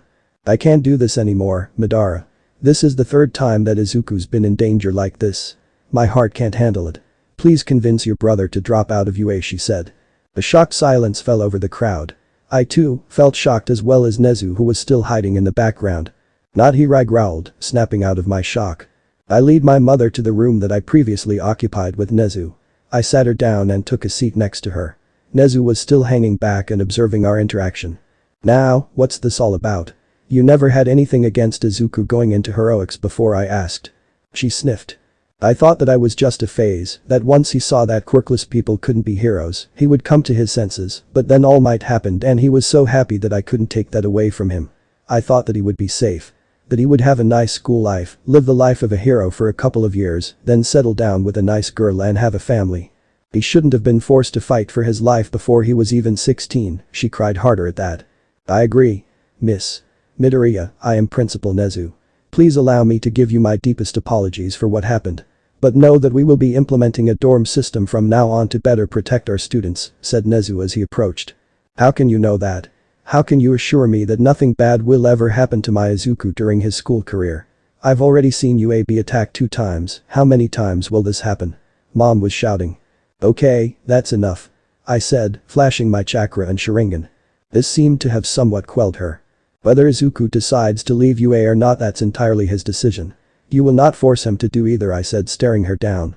She attempted to sputter back something, but under my sharigan gaze she found herself speechless. If word gets out that a student's parent wants their child to leave UA, that's fine. For most that would be expected, but that does not apply to those children in the hero track, and even more so if the child in question happens to be my brother, the symbol of hope. I will not have society's faith in heroes destabilized at such a critical time. Not to satisfy your selfish desires, I said. Mom turned red in anger as she rose as well, attempting to match my height and failing. I am his mother. I have every right to do this for his safety, she yelled. Without saying anything, I pulsed chakra to a storage sea linked into my forearm, and in a puff of smoke, a stack of papers appeared. I threw them on the coffee table next to us. What is that? She asked, startled. That is all the documentation I need to remove your rights as Izuku's parent through my authority as a pro-hero, I said. As she stared down in horror at the stack of papers, I couldn't help but feel a stab of pain in my eyes. It was minute, but I felt it nonetheless. Though it was nothing like the hot iron that was shoved through my heart as she looked back at me with a face full of betrayal. I bent down to pick up a stack of paper and reseal it. I'm doing this for Izuku's own good. You know as well as I do that being a hero is his entire reason for living. Denying him that would as good as killing him. Now, Izuku is unconscious and in a fragile state. Your presence here is distracting and disruptive. I will have Tsukauchi escort you home where you will stay, guarded until Katsuki is recovered. There was darkness as Izuku woke up. Where am I? As he looked around, all he could see was a seemingly endless black void. Above him, he found a giant star that looked to be exuding plumes of blue energy that then merged with an intricate network of pathways stretching across the dark sky. In the distance, he could see another star, this time emanating green light that seemed to be linked with the blue star and constantly feeding the blue star its green energy. The green star was also several orders of magnitude more massive. What is this place? Asked Izuku. So you are the ninth, came a voice from behind. Izuku whirled around and tried to speak, but found himself unable to say anything. Looking down, he saw that most of his body was covered in black smoke, making him seem almost indistinguishable from the rest of the void that he found himself in. Looking up, he saw the strange man that had spoken before. He was thin, with shaggy white hair and a sickly appearance. You are so young, the man began, and so very powerful. Even without us, your potential is limitless, and even with all this power, you still choose the righteous path. The man paused and looked to his left. Izuku followed his gaze and saw another 7 people lined up beside them. Some were more visible than others, but it was clear enough what this was.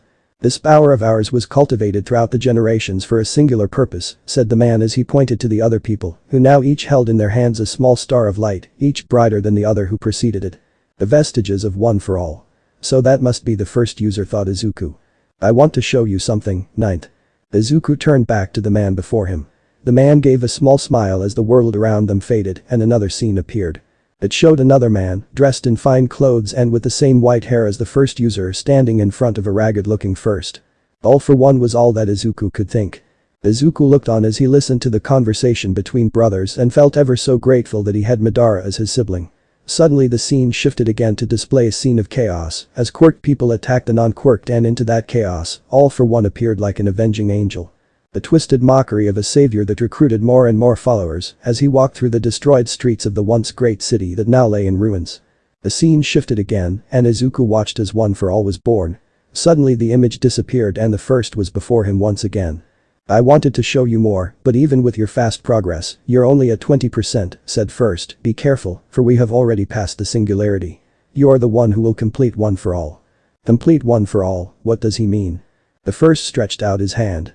Remember this, you are never alone. Their hands touched, one for all activated, and Izuku woke up. In another part of Japan, the Emperor of Evil, all for one, rose from his slumber. Something is happening to my little brother, I can sense it. My lord, we have found their hideout, came the voice of the doctor. The grin stretched across all for one's face. Excellent, and just in time too. If I am not mistaken, Tamura has already procured himself the peace he desired. It won't be long until Rikido and all might come to us. Still, my lord, wouldn't it be better to ensure better security against such a thing? Surely the Bakugo child could still prove useful even if he doesn't agree to join us, said the doctor. Oh, you don't have to worry, my good doctor.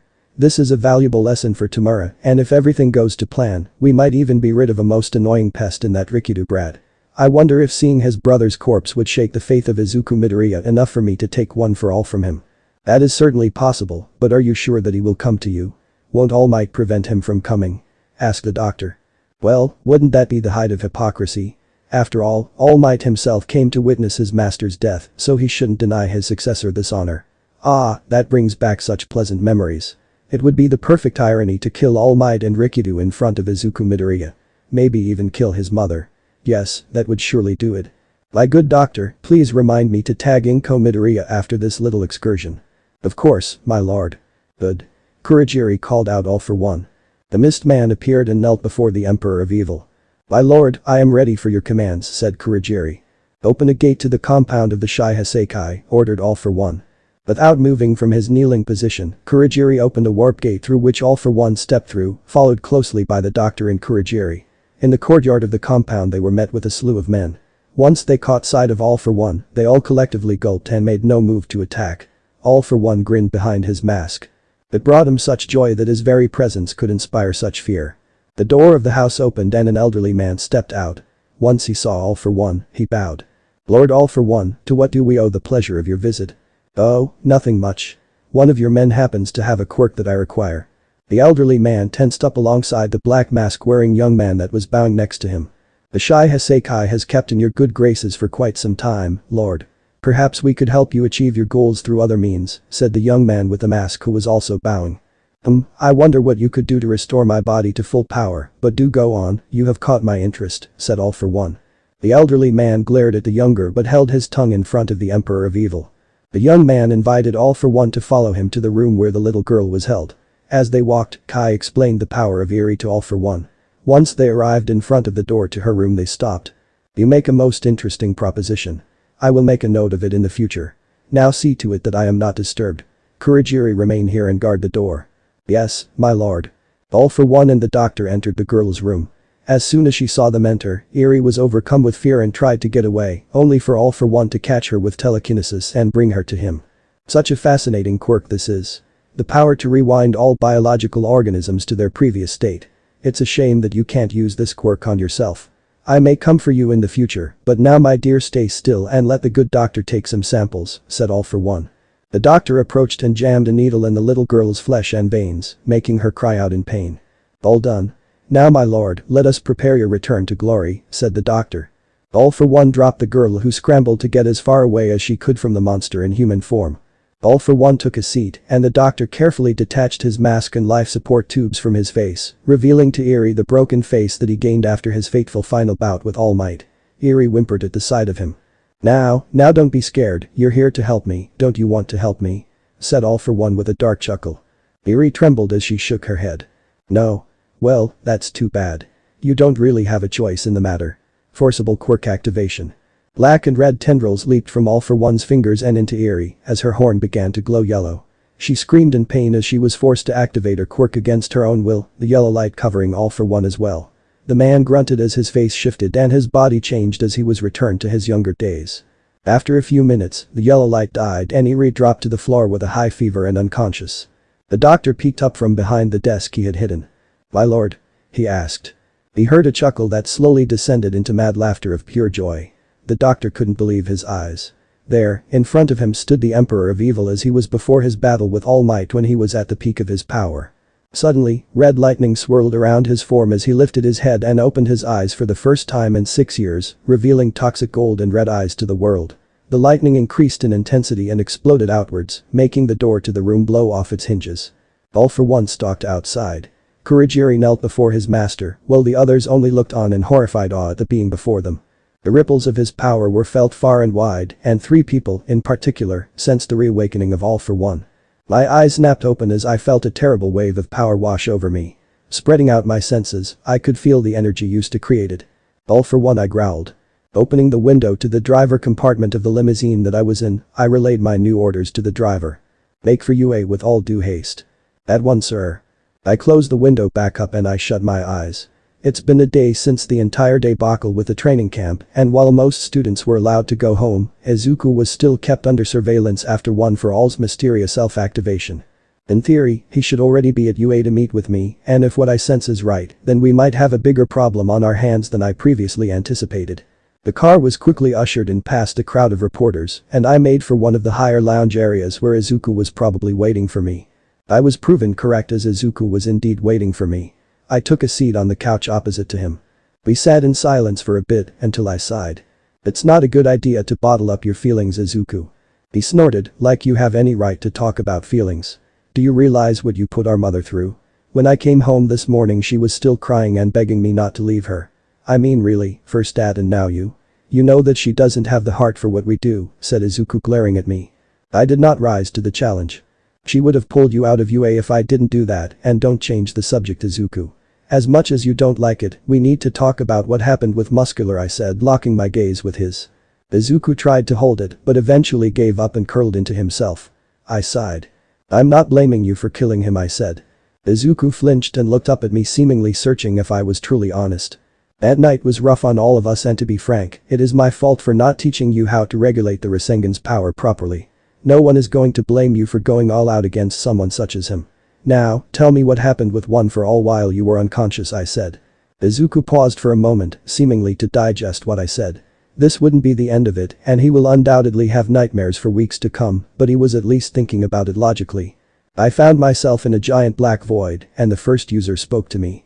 He showed me his memories before gaining One for All. He also said that I was the one who will complete One for All, though I have no idea what that means. At that moment, All Might decided to make his appearance. He looked ragged, like he hadn't had a good night's sleep, and I don't blame him. This last attack by the League has all of us on edge. We talked a bit about what happened with Izuku's vision, and All Might promised to dig up any information he could find on the previous wielders. Before we move on to the last matter of our agenda, I have to ask. Has either of your senses something amiss earlier today? I asked. Now that you mention it, I did feel a bit uneasy a couple of hours ago, mused All Might. I felt something wash over me for a second some time ago, but I'm not sure what it was, confirmed Izuku. My eyes narrowed. Only one other being that I know of is capable of unleashing such power. All for One. All Might inflated and Izuku stiffened.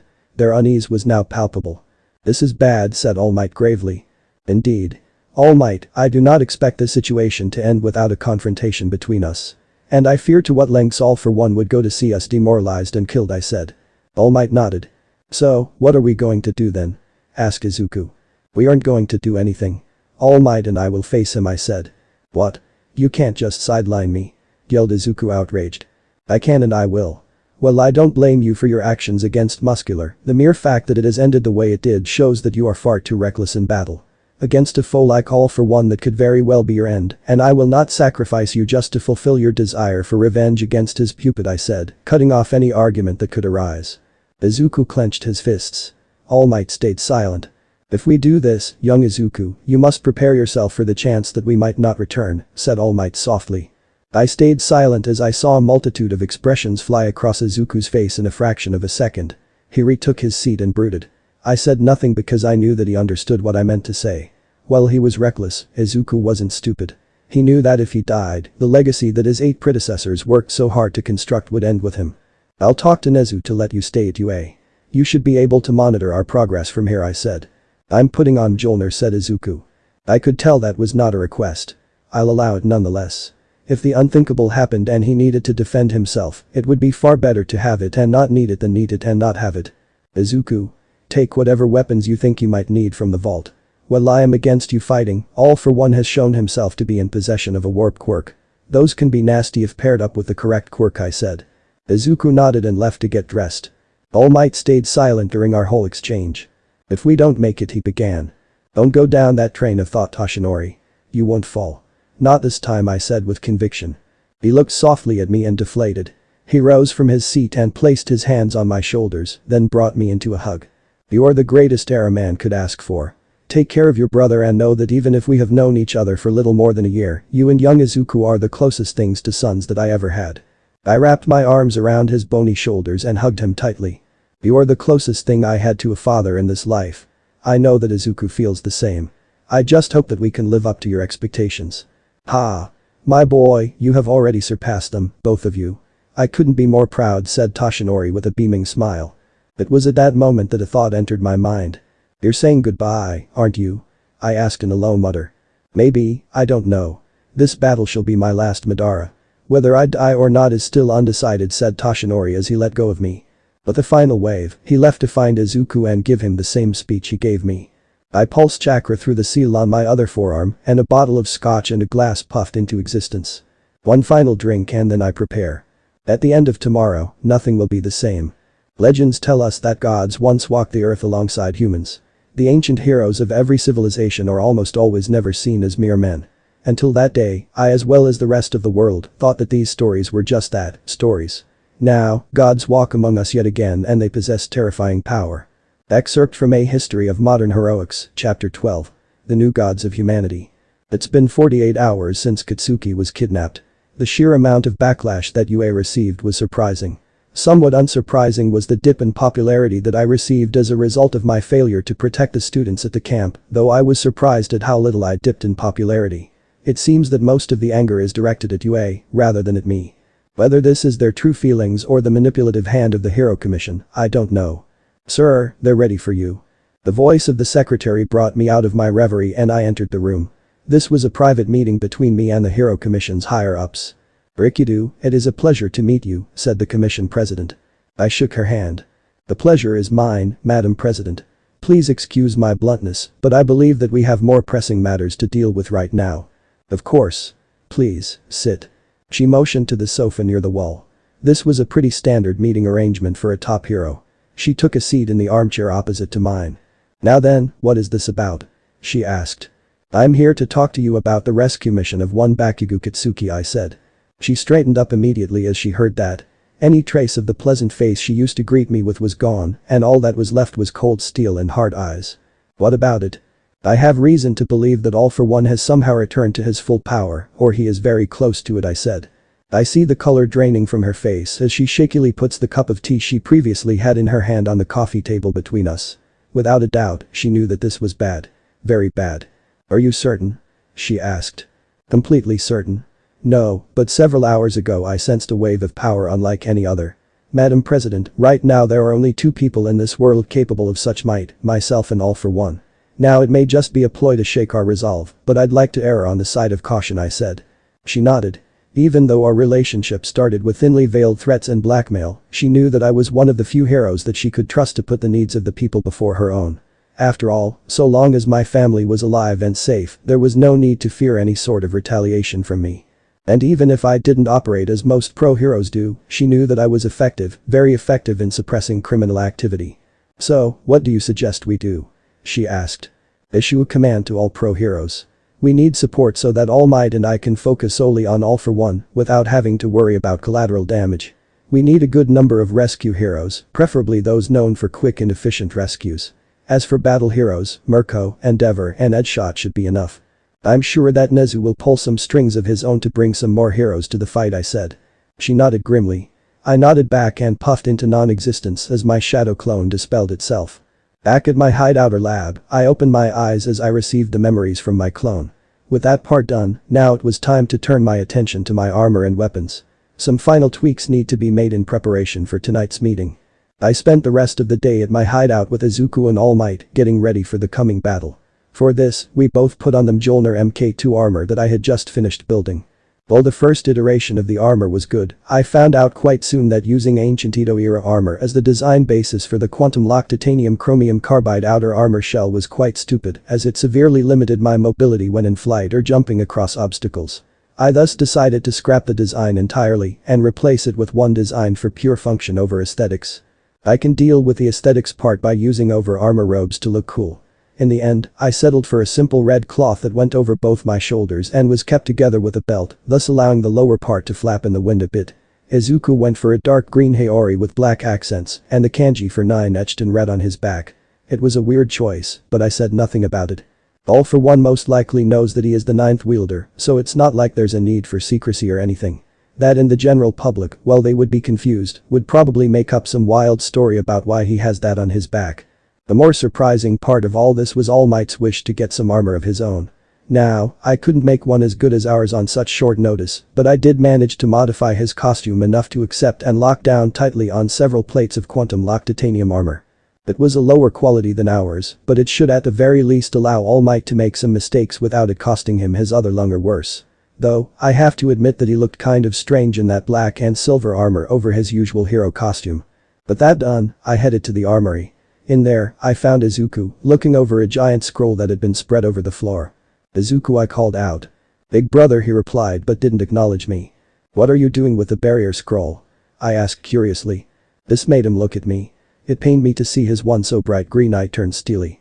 This had been his default expression for the past 2 days. "I'm coming, big brother," he said.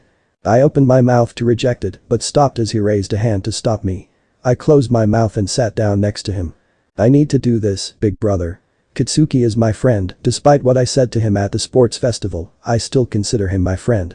He's the only one besides you that got me, even if he was a jerk most of the time. Even if I don't fight directly, I can still be useful and try to protect others with barrier seals." I was quiet for a bit. Inside me, 2 sides raged. One side told me to take up this offer of help and think logically. After all, having someone protecting the bystanders from the blowback and odd stray shot that was surely bound to happen in this fight would be a really good idea.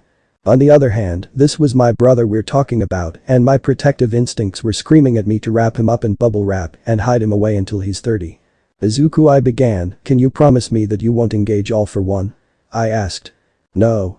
If he tries to attack me, all bets are off and I'm going after him with my full might, but I won't actively seek him out and leave that to you," he said. I breathed a sigh of relief. If he had instantly said no, then I would have left him here, but now I know that I can trust him to keep his cool in this fight. "Very well, you can come, but if there's even an inkling that you might be overwhelmed, I want you to withdraw immediately. As much as I know you were told this, as the 9th user of One for All, you are not expendable. Not when compared to me and All Might," I said. Izuku clenched his fist, finished looking over the barrier scroll and packed it up. I watched as he went and picked up a gun by along with another scroll and left. Despite him not talking, I knew what was going on in his head. He listened to my part and had acknowledged my sound reasoning. There was nothing more to talk about. After all, there were still preparations that needed to be made. I went and picked up a chakra rifle, several seal tags and a second sword, just in case I lost my current one. The meeting room was buzzing with activity. Heroes from every part of the billboard charts were mingling with one another, wondering as to why they had been called here and why there were so many top 10 heroes around. All in all, Endeavor, Best Jeanist, Hawks, Edshot, Mirko, and Ryukyu all answered the call sent out by Principal Nezu and the commission president. In that crowded room stepped All Might, standing shoulder to shoulder with myself and Izuku, all of us dressed in armor and all of us with a serious expression. "Thank you for coming," I began. "There is no easy way to say this, but the enemy we are about to face may very well be the most dangerous criminal ever to exist in the world. Some of you may know of him, either through rumors or you were told about him. Regardless, know this. All Might faced this enemy 6 years ago and emerged victoriously, but gravely wounded.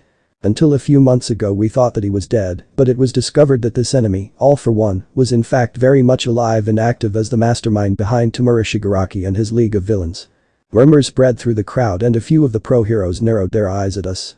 "If All for One is back again, why weren't we announced?" asked Endeavor. "We didn't know in what capacity he had returned, and I did not want to involve anyone else in this matter," said All Might. "And yet you involved these boys in it," pointed out Best Jeanist. There was silence for a while. After all, it was obvious that he did not approve of us being here. From the corner of my eye, I could see Izuku shifting slightly, denoting his nervousness. Though, I have to say that his poker face is quite impressive, especially for an emotional person like him. "Our involvement is necessary. You don't have to know anything else. We all ask you here today to help with the rescue of Katsuki Bakugo. We will handle All for One," I said. "Why do you need so many heroes then? I mean, even if All Might was injured, he has recovered, right? If he beat this All for One once, surely he can do so again," asked a no-name hero. The murmur of agreement swept across the crowd, but the top 10 heroes were frowning at what he said, even though they kept quiet. Suddenly, All Might stepped forward. "Everyone, I am sorry for keeping this from you, but in the state that I am right now, I can't hope to match All for One's true power," he said as steam began to rise from his body. In front of an entire room of heroes, All Might reverted into Yagi Toshinori, the decrepit old man far past his prime. The sight of his decrepit form shocked all the people in the room, even the police and commission higher-ups that were sent to supervise this meeting. All Might did not stop to listen to any questions, but instead, he showed them the wound he incurred from All for One. I'm not telling you this to gain your pity. This is a warning against the level of power that All for One wields. We don't know if he will bring forth to battle any of his old allies or if he has any other Nomu completed, so we decided it was prudent to get some help so that the two of us can deal with All for One without distractions, said All Might, making a gesture towards me. I won't blame anyone that wishes to withdraw from this battle. The enemy we are about to face has struck terror in the hearts and minds of Japan's citizens for more than 100 years. However, I will ask you to help with the evacuation of civilians from the site of the battle, I said. So, what you're telling us is that you called us up to deal with any second-rate villain that the big boss might bring to the table and get the civvies out of there so you can go all out on each other, said Mirko, crossing her arms. I nodded. That's the gist of it. My brother, Izuku, will provide cover for the other heroes with barriers. This being said, the level of this battle will be such that there will inevitably be casualties, both pro-hero and civilian alike. Your main priority is to evacuate as many people as fast as possible. Tell them to keep on running until they can't anymore. You make this sound like you won't be able to control the damages that this battle will incur on the surrounding structures, said Edshot. That's because we won't be able to do that, said All Might grimly. The first time I fought All for One, it was I who decided where to engage him. Now, it's the complete opposite. If we are to fight him at full strength, we can't be worrying about property damage. Katsuki was pissed, but that wasn't anything new. Rather, it was what he was pissed at that was new. After he was released from that marble that he had been stored in by the clone of the jester maniac in a top hat, he had been instantly put in chains and strapped into an uncomfortable chair as he listened to the hand maniac go on a rant about everything he believed to be wrong with today's society. The bastards wanted him to join them, so Katsuki told them no, repeatedly, and with varying degrees of cursing mixed in for good measure.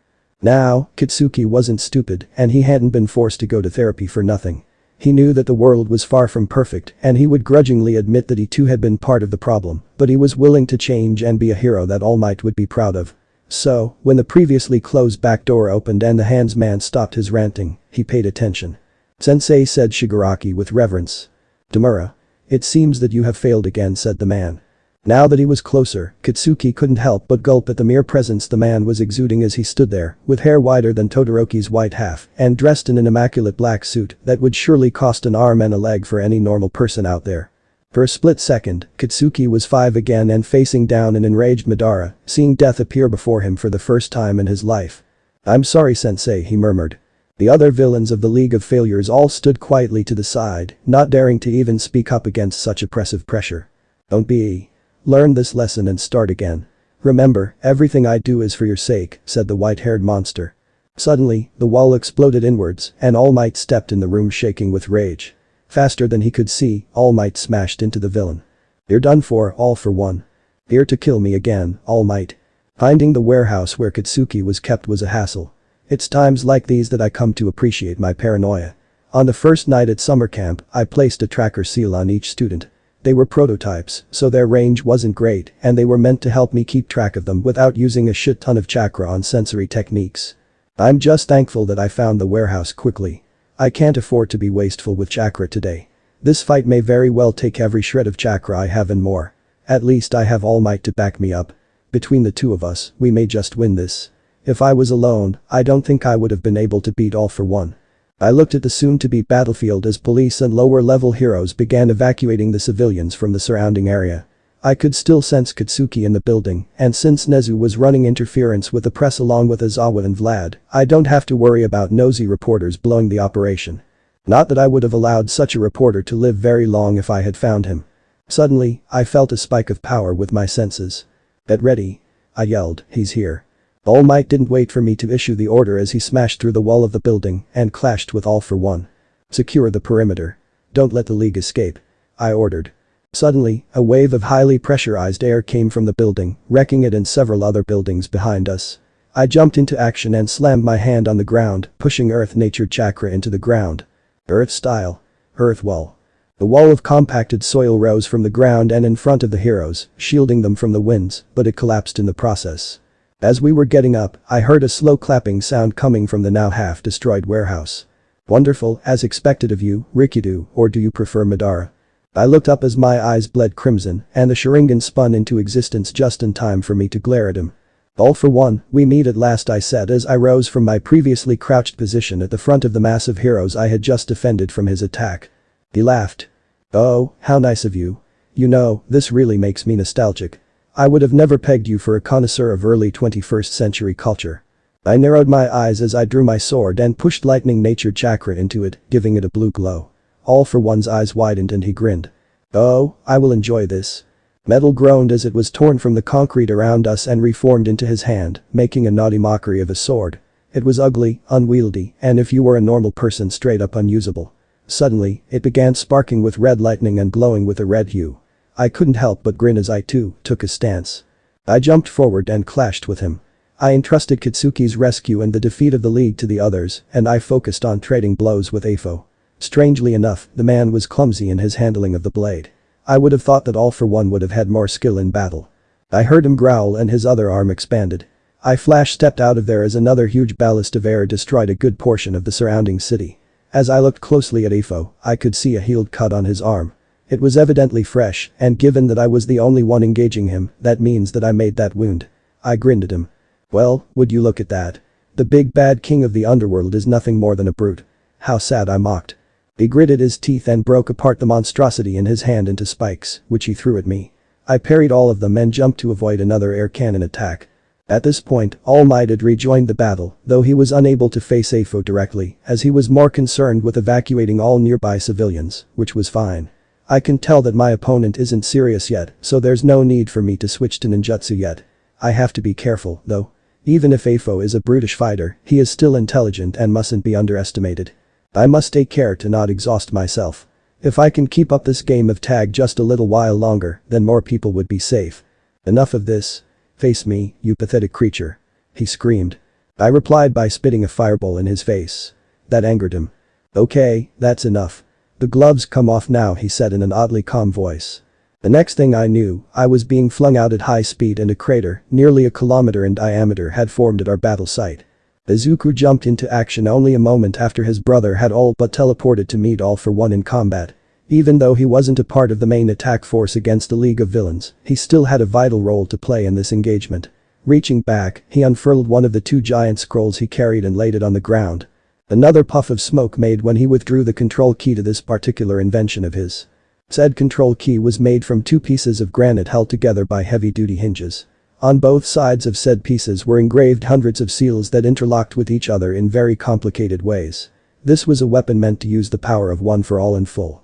It was a means of manifesting into the world that very quirk whose only purpose was the destruction of All For One, without necessitating the current wielder to actually use it himself. Fuinjutsu Blood Art. Abel's opening of the Golden Vault. Varuna. The Fuinjutsu glyphs on the stone tablets glowed with green energy as nature chakra crackled violently around Izuku. From the scroll on the ground, another great Fuinjutsu circle spun into existence, and the energy around him took the shape of a massive six-armed Buddha, with three heads that held in each hand a ball of different colored energy, surrounded by complex Fuinjutsu structures. Curiously, Izuku noted that something was different from when he last used this Fuinjutsu to bring forth the manifestation of One For All into the world.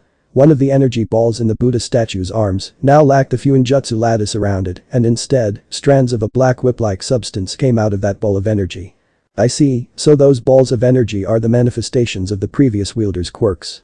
I'd better contain it so it doesn't rampage, thought Izuku as he folded his right hand into a half-ram sign, and a new lattice of Fuinjutsu appeared over the previously freed sphere, though it was only tight enough to restrain the whips from hurting somebody and didn't prevent their manifestation. Now, for the final piece, Fuinjutsu Blood Art. Six-armed Buddha Heavenly Sun Wheel.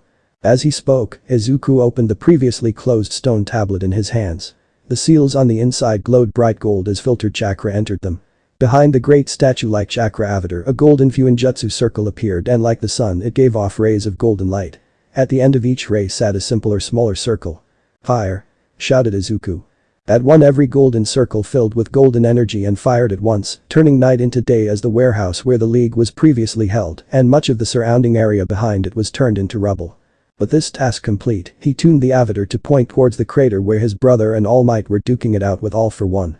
As soon as All Might leaped through the building, Endeavor was quick to follow him. Behind him were Best Jeanist, Mirko and Edshot. They managed to take cover behind the earth wall that Rikido had raised, and then they continued onwards. As soon as they arrived, Best Jeanist used his quirk to pull Bakugo back and free him from the restraints he was in. "Get to safety, kid. We'll handle it from here," yelled out Mirko. "You damn heroes, why do you have to mess everything up?" yelled the man-child as he slammed his N into the ground, causing a part of it to decay and collapse. "You're done, League of Villains. Surrender," called out Endeavor. "Ha! That's what you think," called out Dobby as he launched a ball of blue flames at the heroes. Endeavor countered it with his own flames, but he noticed that the blue fire seemed to be slightly more powerful than he had expected. "Kurogiri, get the others and the Nomu," yelled Shigaraki. "Stop him," yelled Endeavor. Deadshot tried to reach him, but it was too late and several gigantic warp portals had opened through which countless Nomu and several other villains emerged. "Withdraw, we can't fight them here," called out Bestgenist. As soon as he said that, a gigantic quake came from the side followed by a wave of air. As he looked over, Endeavor couldn't help but be shocked. What was once a vibrant part of the city was now turned into a crater with collapsed buildings all around. On one such collapsed buildings, two figures were fighting, one clad in a red hue and another in blue lightning, as they tore the land around them asunder. Just then, another wave of power hit them, and as he looked behind, Endeavor couldn't help but mimic Bakugo as he looked stunned at the sight of the massive avatar surrounding Rikudo's younger brother. Just when he thought that things couldn't get more insane, the six-armed Buddha suddenly sprouted a sun out of its back and fired golden bolts at the warehouse that was now teeming with Nomu. Thankfully, there were no heroes inside. "That damned brat.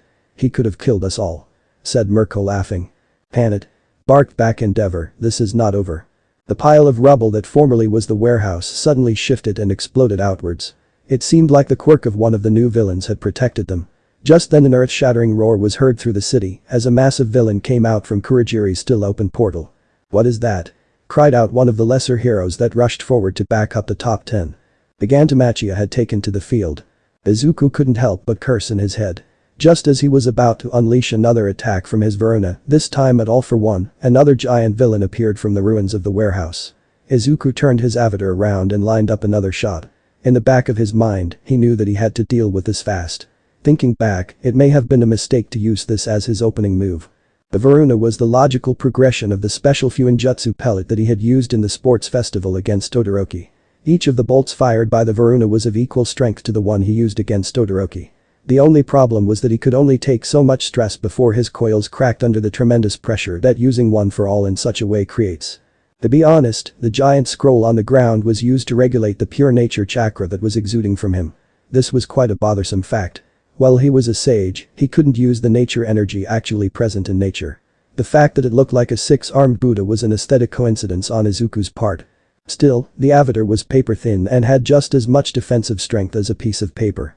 This was no ultimate shield and sword like the Susanoo that his brother has told him about, and the less said about its defense, the better. The giant villain roared again as an almost endless number of Nomu began rushing forward into the lines of heroes. Izuku cursed in his head. He just had to show off the Varuna right at the start and now he was useless. Still, it wasn't that big of a problem. After all, the beauty of Fuinjutsu was that it was always ready for use. Izuku slammed the stone tablet shut and dropped it onto the scroll at his feet. As he did that, the Varuna began to disperse. Without wasting time, he took the second scroll from his back and set it on the ground. As soon as he did that, he began working through hand seals.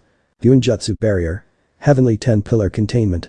From the scroll, a Fuinjutsu circle appeared and let loose 10 tags that each were shot out to a different corner of the battlefield.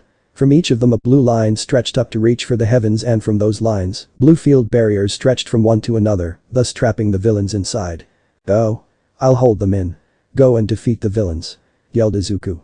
That seemed to embolden the heroes as they too let out a thunderous war cry and headed into the mass of Nomu.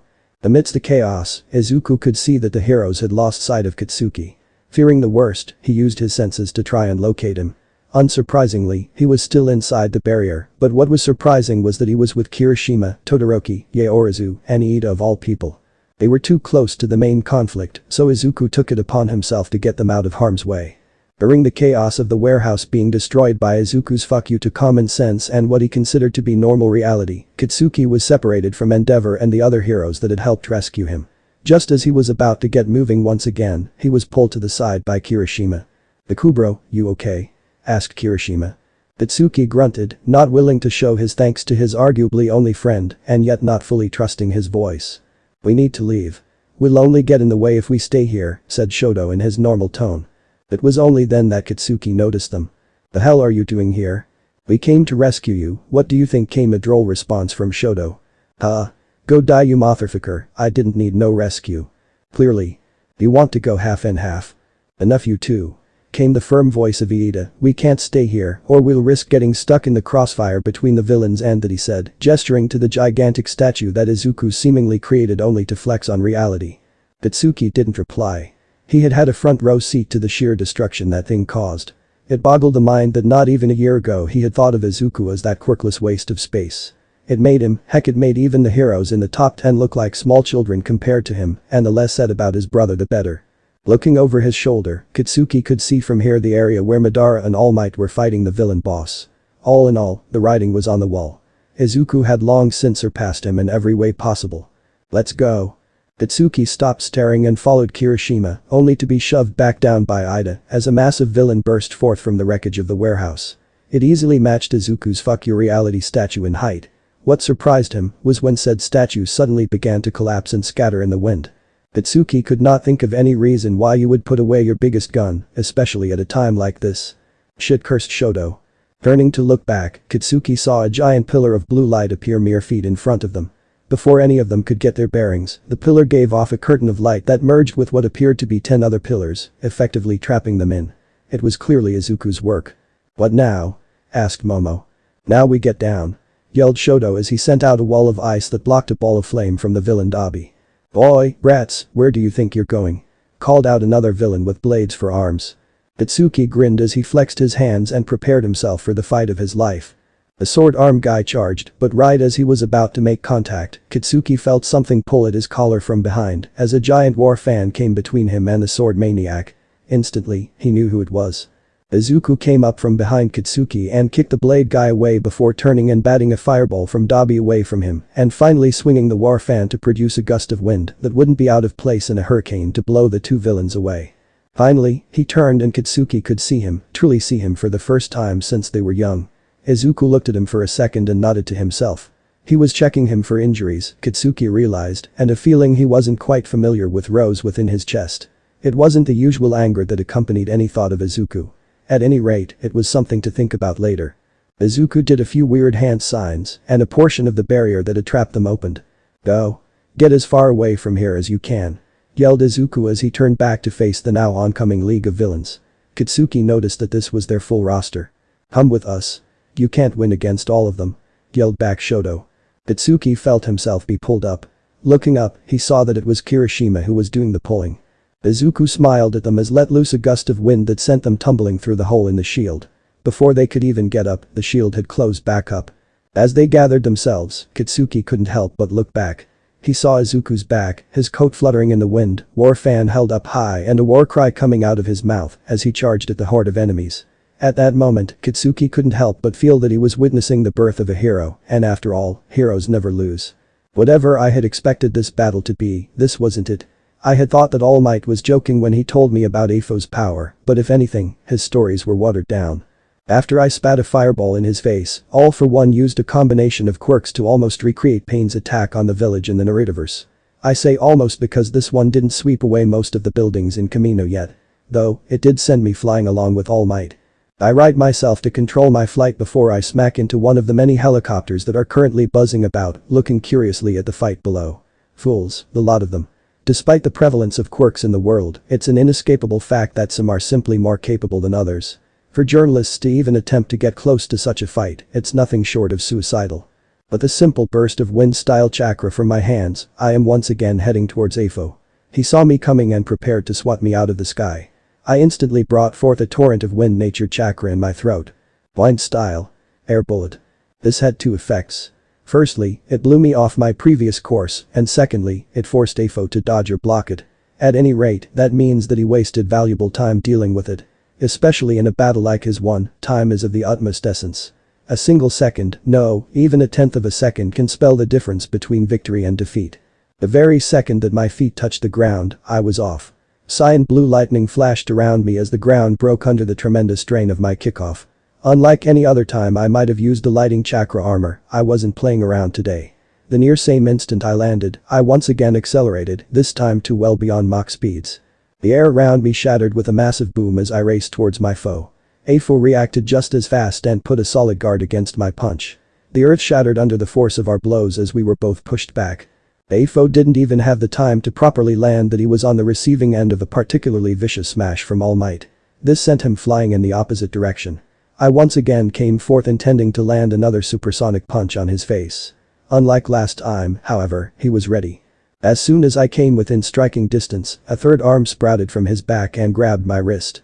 He would have broken it if I hadn't reinforced it in the same millisecond that I felt him touch me.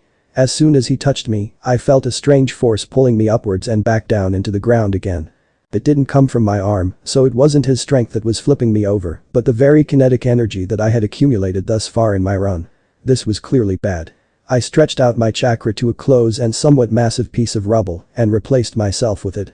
That, fortunately, meant that whatever kinetic energy I had was instantly passed on to the massive slab of concrete and rebar, and vice versa. I could almost feel Afo's surprise as he was smacked straight in the face with a piece of rock that weighed a few tons and was traveling at least 200 kilometers per hour. I didn't let him get back to his senses. Fire style. Fire dragon bullet.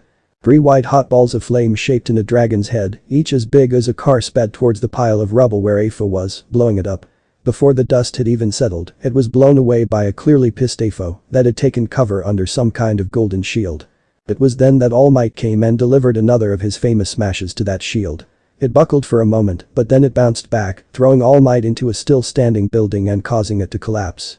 This little distraction allowed me to complete the sequence of hand signs for my next jutsu. Lightning release.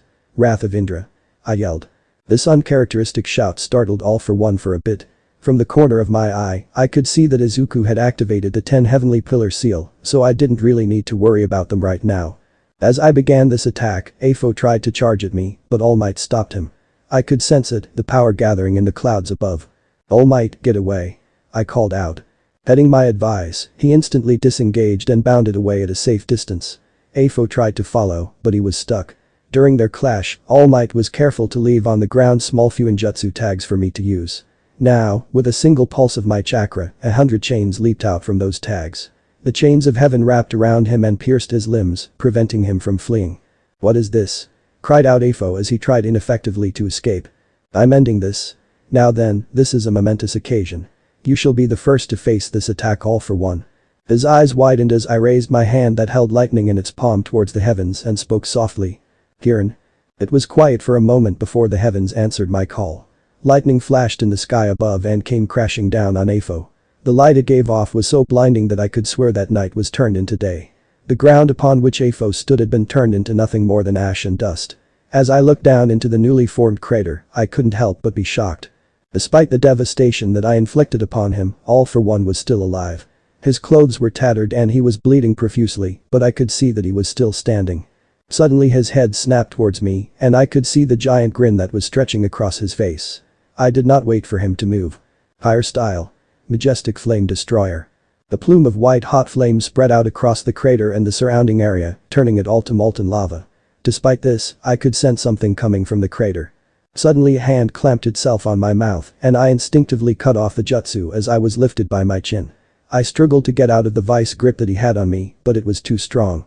I turned my sharigan back to glare at the grinning monster that came out of that inferno. Half his skull was missing its flesh, and his eyes were all but cooked. The rest of him was in a similar state, but I could see that whatever regeneration quirk he had was patching him up quite quickly.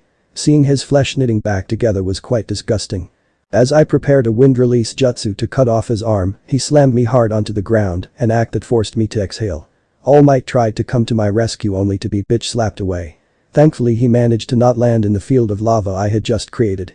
I have to say, boy, that's quite the impressive quirk you have there.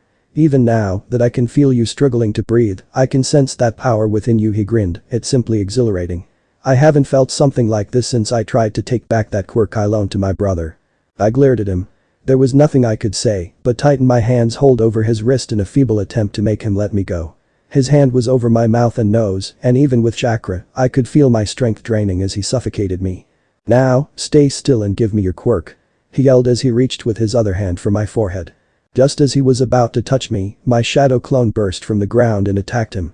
Well, it didn't really manage to attack as much as startle him, but it was enough for me to get a good gulp of air and let loose a wind-style attack that severed his hand. Afo roared at the wound, but I jumped back and set the severed hand alight with fire chakra. In the very next moment, I unleashed another attack. Wind style. Breath of the Wind God. That sent Afo flying into a building on the other side of the crater, and thus, he gave me some time to catch my breath. I looked around for All Might. I saw him managing to pick himself up. I wasn't going to lie, he was in a rough shape. His suit was in tatters and he was bleeding profusely. With my eyes, I could see him panting heavily. I could also see the embers of one for all in his body getting fainter. He was nearing his limit. He wasn't there yet, but close, very close. All Might, I called. He grunted in reply and swayed a bit. I flash-stepped to his side and caught him. Scratch that, he was in really bad shape. I heard an explosion from the place where Afo landed. I looked back at All Might and set him down. All Might, I called to him. He looked at me. I want you to get to safety. Young Madara, I can't cough. I watched as All Might devolved in a coughing fit and began to spew blood. From Afo's side of the battlefield, a 10-story building came flying our way. With a simple application of earth release, I raised a wall the size of a skyscraper of pure granite that managed to deflect the throne building and was summarily sent crashing to the ground. You've done enough, All Might. This is my turn. All Might looked at me strangely at that, but nodded. I stood up and took out my second sword, discarding its sheath. I didn't need to look back to sense that All Might had begun moving towards the side of one of the crashed news helicopters that was closest to the barrier that Izuku had put up. Surprisingly enough, the barrier was still mostly intact, with only a few cracks to its name. Izuku has truly outdone himself this time. Now, it's my turn. Izuku cursed as he dodged another plume of blue flame headed towards him. After he managed to get his classmates and Katsuki away from the battlefield, he turned to engage the League. The first to attack him was Toga. Izuku didn't even take her seriously as he countered her knife and used his gunbai to land a vicious attack on her. From the sound of the impact, he definitely cracked a few ribs there. As he was about to finish her off with a seal, Twice came to her rescue as he began to multiply himself. Izuku knew that he was a high-priority target in his brother's war effort against Afo's forces, and yet every time he went to strike a lethal blow to one of the clones, he would inevitably have a flashback to the time at the training camp where he ended Muscular's life. It was enough for him to falter in his resolve. He managed to dispel the clone either way, but it seemed that he was incapable of actually killing anyone there. A noble quality for a hero, to be sure, but the longer Izuku fought, the less like a hero he felt. It reminded him of something his brother once told him. To see the world in its full splendor means to be equally awed and disgusted by it. To win a war means to sacrifice your innocence, to have blood on your hands. This battle was the opening salvo in a much greater conflict, and Izuku wasn't sure that at the end of it all, he would care enough about the world and the people in it to do as All Might once did and become the pillar upon which the world rests. It seemed that, in the end, his brother was right, as he always is. Izuku flash-stepped away as Shigaraki's hand came through a mist portal of Kurogiri's making. This, however, sent him right into a pack of Nomu, which were easily dispatched. It seemed that Afo decided to ditch quality in exchange for quantity when creating his Nomu. These could barely manage to survive a blow or two from Izuku before dying, though they were plenty powerful to deal with the rank-and-file pro heroes on the scene. As he looked around, he came face to face with a terrible scene. The ground was covered in the blood and guts of multiple pro heroes and many more villains and Nomu. It was a gruesome sight, and it seemed like most of the heroes that were left were going for the kill, instead of trying to subdue the villains. It was an acceptable compromise, after all, this is war. Further away, one could see the battle taking place between the top 10 and Gigantomachia. It was a sobering sight to Izuku to see the combined power of Endeavor, Mirko, Best Jeanist and Edgeshot be tanked and matched by the monstrous calamity known as Gigantomachia. It was obvious that the strategy they had employed thus far was not working. As he finished off the last of the Nomu in his vicinity and readied himself for another run at Kurogiri, Izuku felt someone land next to him. Looking back, he saw Gran Torino, who despite breathing heavily, was still going strong. "Gran Torino?" called out Izuku. He looked up at the call. I see that you're not dead yet, Brad," said the old man. "Gran Torino, sir, I don't think that this is working. We need to regroup and switch targets." Gran nodded. "What's your plan, kid?" Izuku looked back at the battlefield. Now that he was gone for a bit, the League managed to regroup itself. Izuku could see them gathering their injured close to Kurogiri. Toga was out.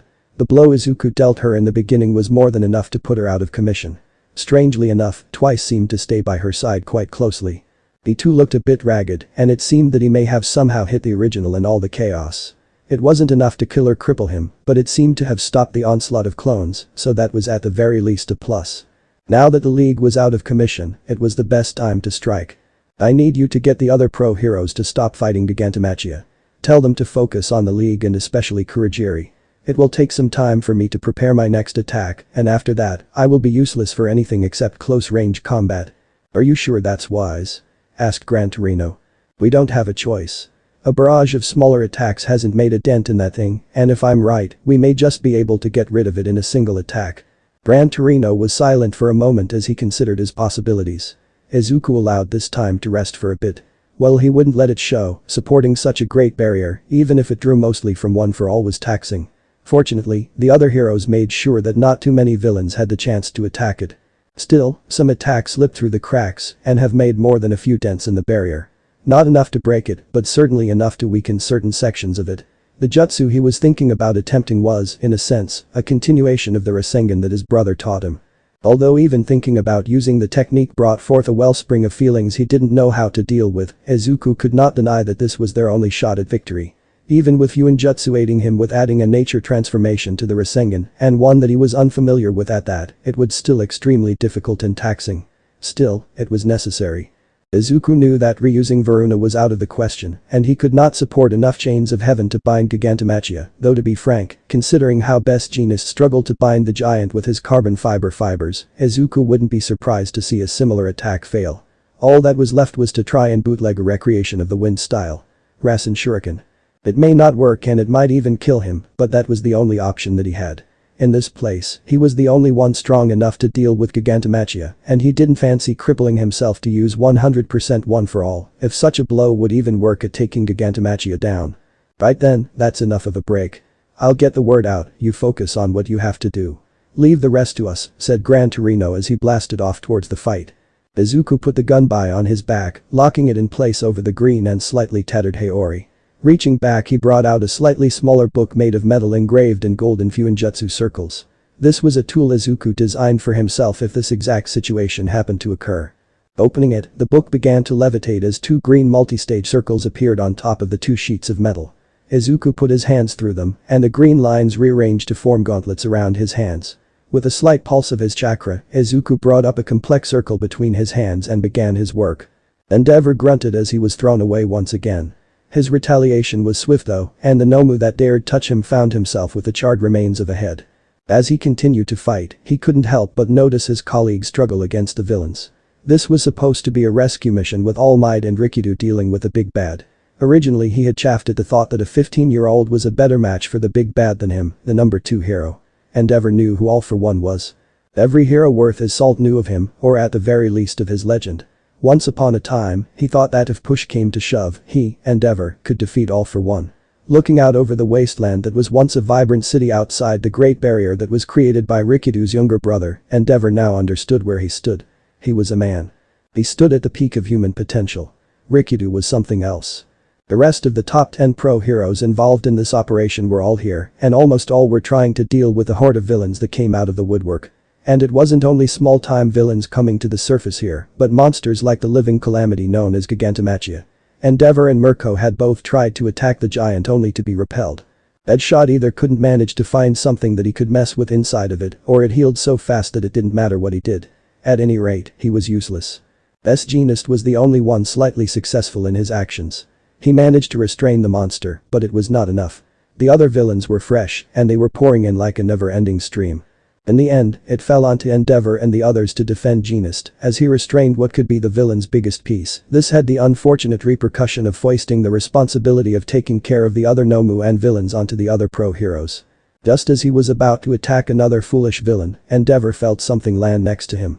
Looking back, he saw an old hero in a yellow cape. "Endeavor, you and the others need to be ready to withdraw," yelled Gran Torino. "What? Are you crazy, old man?"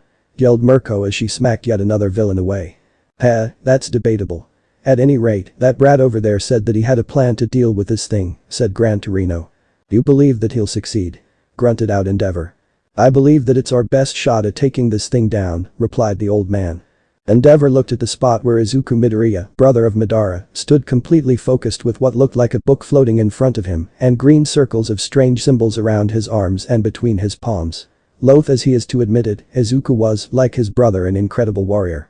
He had single-handedly led the charge against a league of villains and has maintained a containment field that Endeavor suspected was as much for their own sake as it was for the civilians outside. Suddenly and out of nowhere, a bright light shone from the heavens. The heroes looked on in awe as they witnessed Rikido call down lightning from the heavens and hit a foe in full. That awe soon turned to horror as even after bathing the area in flames so hot that even Endeavor knew that he had no hope of surviving, All for One still got up and nearly killed Rikido.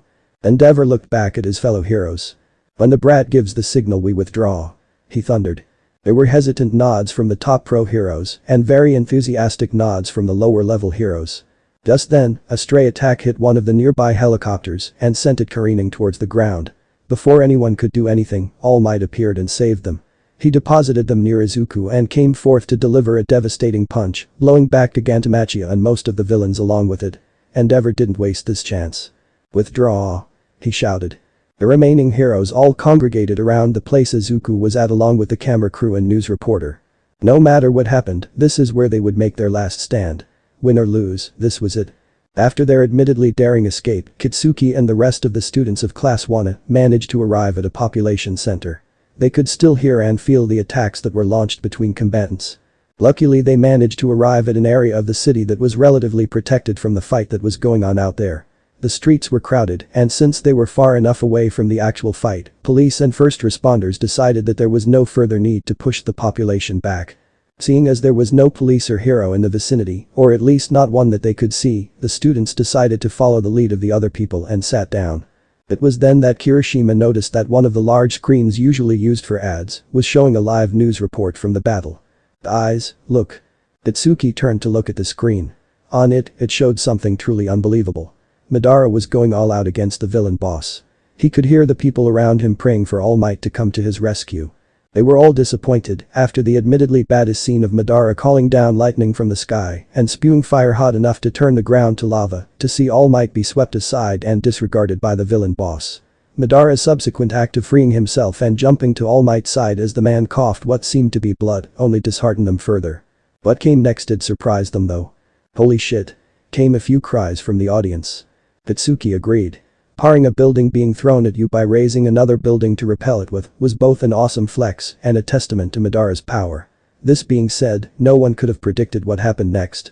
As shocked whispers came from the crowd, Kitsuki, Kirishima, Shoto, and Iida couldn't be more shocked. "Why is All Might fleeing?" was the thought on everyone's mind. It was an unthinkable action. All Might never fled, it was known. It was this that Kitsuki admired about the man ever since he was young. All Might always won, no matter what the odds were, but seeing him like this, fleeing from a villain and injured, it just didn't sit right with him. Suddenly the camera shifted as screams came through. It seemed the helicopter had been hit and by the terrified screams of the people around them, it was obvious that there was no chance for them, Kitsuki idly noted. Then, as sudden as their unplanned fall began, they were picked up mid-air and landed next to Izuku. "Are you alright?" came a familiar voice. "All Might," said the reporter. Somehow the cameraman found his sense and brought the camera to bear on All Might. Itsuki nearly recoiled from the sight. He was covered in blood from numerous injuries and was somehow smoking. Though that wasn't the most unsettling thing about him. No, that would be the gaunt form he took. It reminded Kitsuki of that sickly stickman that was All Might's secretary. Not so much a secretary, through Kitsuki idly. The camera moved from All Might to Izuku. Kitsuki would admit that he had never seen the nerd this way. The way he stood there in absolute confidence on the battlefield with green circles that held what appeared to be runes spinning fast before him, it was a sight that Kitsuki doubted that few would forget. As if summoned from thin air, the rest of the heroes congregated around them. "Hey kid, that thing better be ready," called out the hero that Izuku had interned with, Gran Torino. "A few seconds longer and it should be done," replied Izuku. As he said that, the spinning green rings stopped and locked. Complex patterns of green lines formed and Izuku grinned. As he pulled his hands apart, Kitsuki could see the formation of something ball-like inside the green circles. "Are you all done now?" came a nasally voice.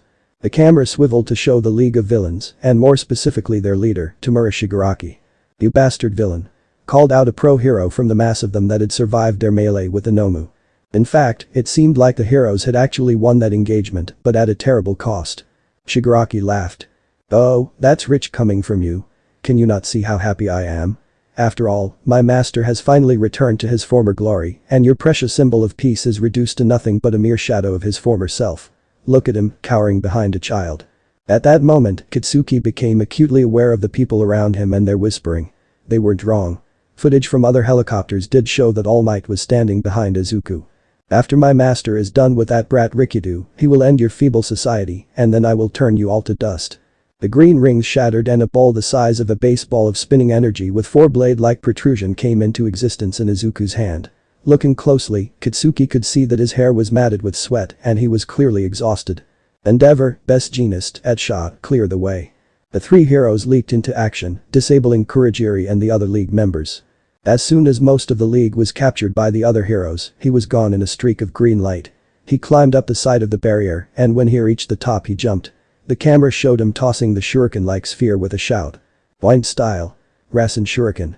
The white orb slammed against the back of the giant villain named Gigantomachia and exploded in a giant sphere of twisting wind that buffeted the camera crew and the other heroes. Screams of pain were heard from the villain and as Izuku landed the gigantic villain collapsed to the ground unconscious. The crowd cheered for the victory. But the villain gone and the rest of the league in similar states of unconsciousness and restrained victory was all but assured.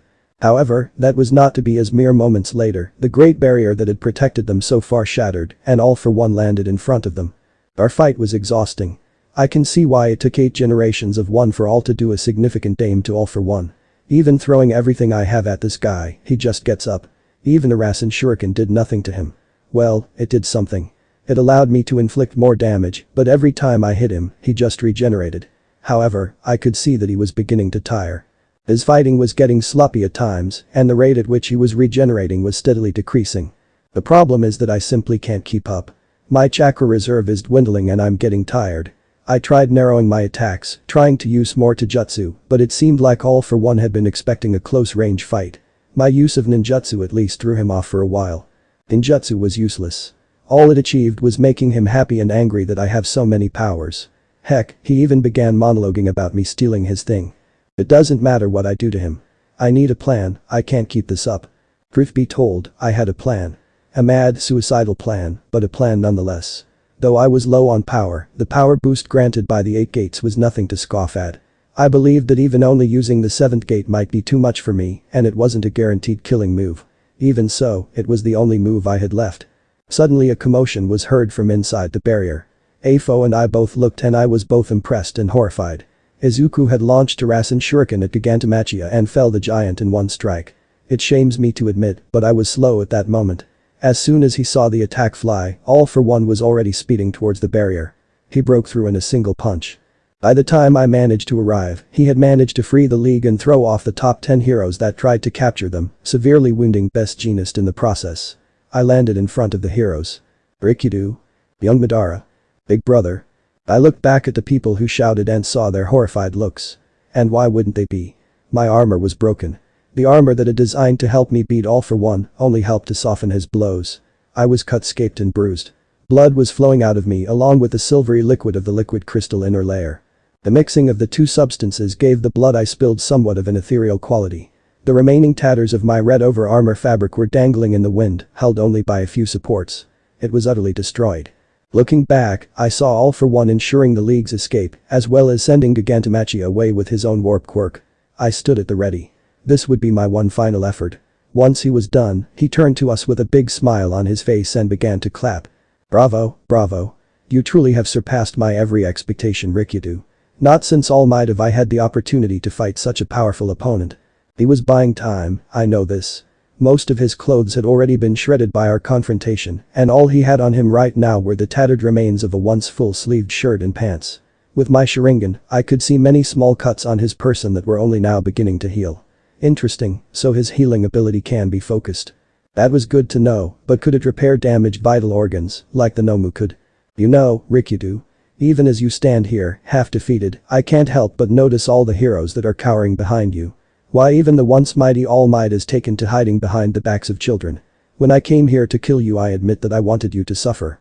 After all, you are All Might's heir. What a shame that you aren't his successor, that would have made this victory even sweeter. But no matter, your brother clearly isn't at your level, so it should be quite easy to kill him and end his line of heroes. Oh, this was bad. If All for One leak the secret of One for All, there will be chaos. Really now, you're deduced to mocking a child. Oh, how the mighty have fallen, quipped back All Might as he came forward, power beginning to fill his body once more, but it was just an ember, a pittance of the once vast inferno that resided inside of him. Ah, All Might, my most hated nemesis. How quaint that you are here. Are you seeking to recreate your master's death at my hands? To splay yourself before me to save your precious heir and successor, as Shimura Nana did before you? Shut your goddamned mouth. Don't you dare speak my master's name from your filthy mouth. All for One laughed. You know, All Might, out of all those who have held One for All, you are certainly the one I've hated most. I may have killed your master, but you destroyed my life's work. Can you even see the ground from the mountain of my associates that you have crushed under your fists? Still, it matters not. Before I kill you, I'm going to crush you, starting with that false image you put up. As he said this, All for One's hand started to swell with power. Doge. I shouted. There was no way for me to tank this or anyone for that matter. Izuku jumped into action and removed the camera crew while the rest of the top 10 heroes dispersed. What we all failed to notice was the two people hobbling out of a collapsed building behind us. All Might did not fail to notice them. All Might stood his ground as All for One took his shot. I watched in horror as the power he had managed to scrounge up was used all at once to block and redirect the wave of high-pressure air away from the building behind his back, leaving All Might with nothing but the withered old husk of his usual self. See this, people of Japan. This is your idol, your hero. This withered wreck is the so-called symbol of peace. It was then that I noticed the camera crew and Izuku standing in front of them with his gun by at the ready to deflect another shot. A slight cough came from All Might as he looked at his enemy. Even if you strip away my flesh, my heart will never stop being that of a hero. I am the symbol of peace that you can never take away. All for One shrugged and looked on slightly exasperated. I should have known that it would not be this easy. Alright, fine, I give up. Oh, I should mention, Shigaraki Tamura, my successor, is actually Shimura Nana's grandson. There was silence on the field. I looked at All Might and saw realization dawning on his face and then, horror. Izuku was much the same. That's not true, he can't be, All Might whispered. Now, do you really believe that? This is something that I would totally do. Do you want to know more? I actually found him under a bridge after he had activated his quirk. The poor thing was starving, and yet not a single hero came to his aid. I should find it ironic that I was the only one who rescued poor boy, don't you agree? All Might fell to his knees and All for One laughed. Now then that the aid is broken, what say you we should do? Ninth said All for One as he turned to Izuku, or should I call you by your hero name? Nut, you don't have one, do you? Well, no matter, how about I give you one, what do you say, One for All? This was it. The secret was out. Or some of it at least. This is bad. This is very bad. If I let this continue it will end in disaster. All for One is still too powerful and without dust release, I don't think that I could one-shot him. Even so, there is one thing that I could try. It's risky, but it's my only choice. Hopefully, Izuku can buy me some time. What do you want, All for One, came Izuku's voice, holding strong. What do I want? Oh, you poor boy, I want what I've always wanted, but we're not here to discuss that. You know what, I'll make you an offer. Give me One for All and I'll let you and your family live. I leave and let All Might live, he's no threat to me in this state, said All for One. And if I refuse, countered Izuku as he clutched his gun by harder. All for One's eye shone with malicious intent. I think you already know the answer to that. Then you know my answer, All for One, replied Izuku as green sparks begun running over his suit. So be it. At that moment, I erupted. The chakra that I had been gathering released at once in one single direct and piercing attack, concentrated around my hand and aimed at All for One's head. A single Chidori that would make or break this fight. Being so close, there was no way I could miss. Madara. A weak and surprised voice called out. Mother. Time stood still at that moment. I could see it all unfold before my very eyes. My perception was such that even the smallest detail was not left unnoted. I think that this is the first time that I've ever hated my existence here. When I leaped to kill All for One, I had done so with absolute confidence of my success. The path had been clear, All for One was busy taunting Izuku, and the distance between us was short. It should have been over in a flash. It wasn't. As I reached out with my lightning-covered hand, sharigan blazing and searching for any movement that might denote even the slightest of retribution, it happened. It happened so fast that I couldn't even react properly. One moment I was staring down All for One, my hand stretching out in mere inches from plunging into his skull and frying his brain, and the next I was plunging my lightning-covered hand through my mother's chest. For a few moments, I was shocked. I thought that it was an illusion, a figment of All for One's naughty imagination forced onto me for his twisted pleasure. Then I felt the warmth. A familiar warmth. Viscous, pulsating warmth of the remains of a heart trying to pump blood uselessly clenching around my forearm. Then I heard her voice. Madara. I looked at her, the woman that brought me and my brother into this world. She is a kind and gentle soul that even put up with my distancing from her and never stopped loving me.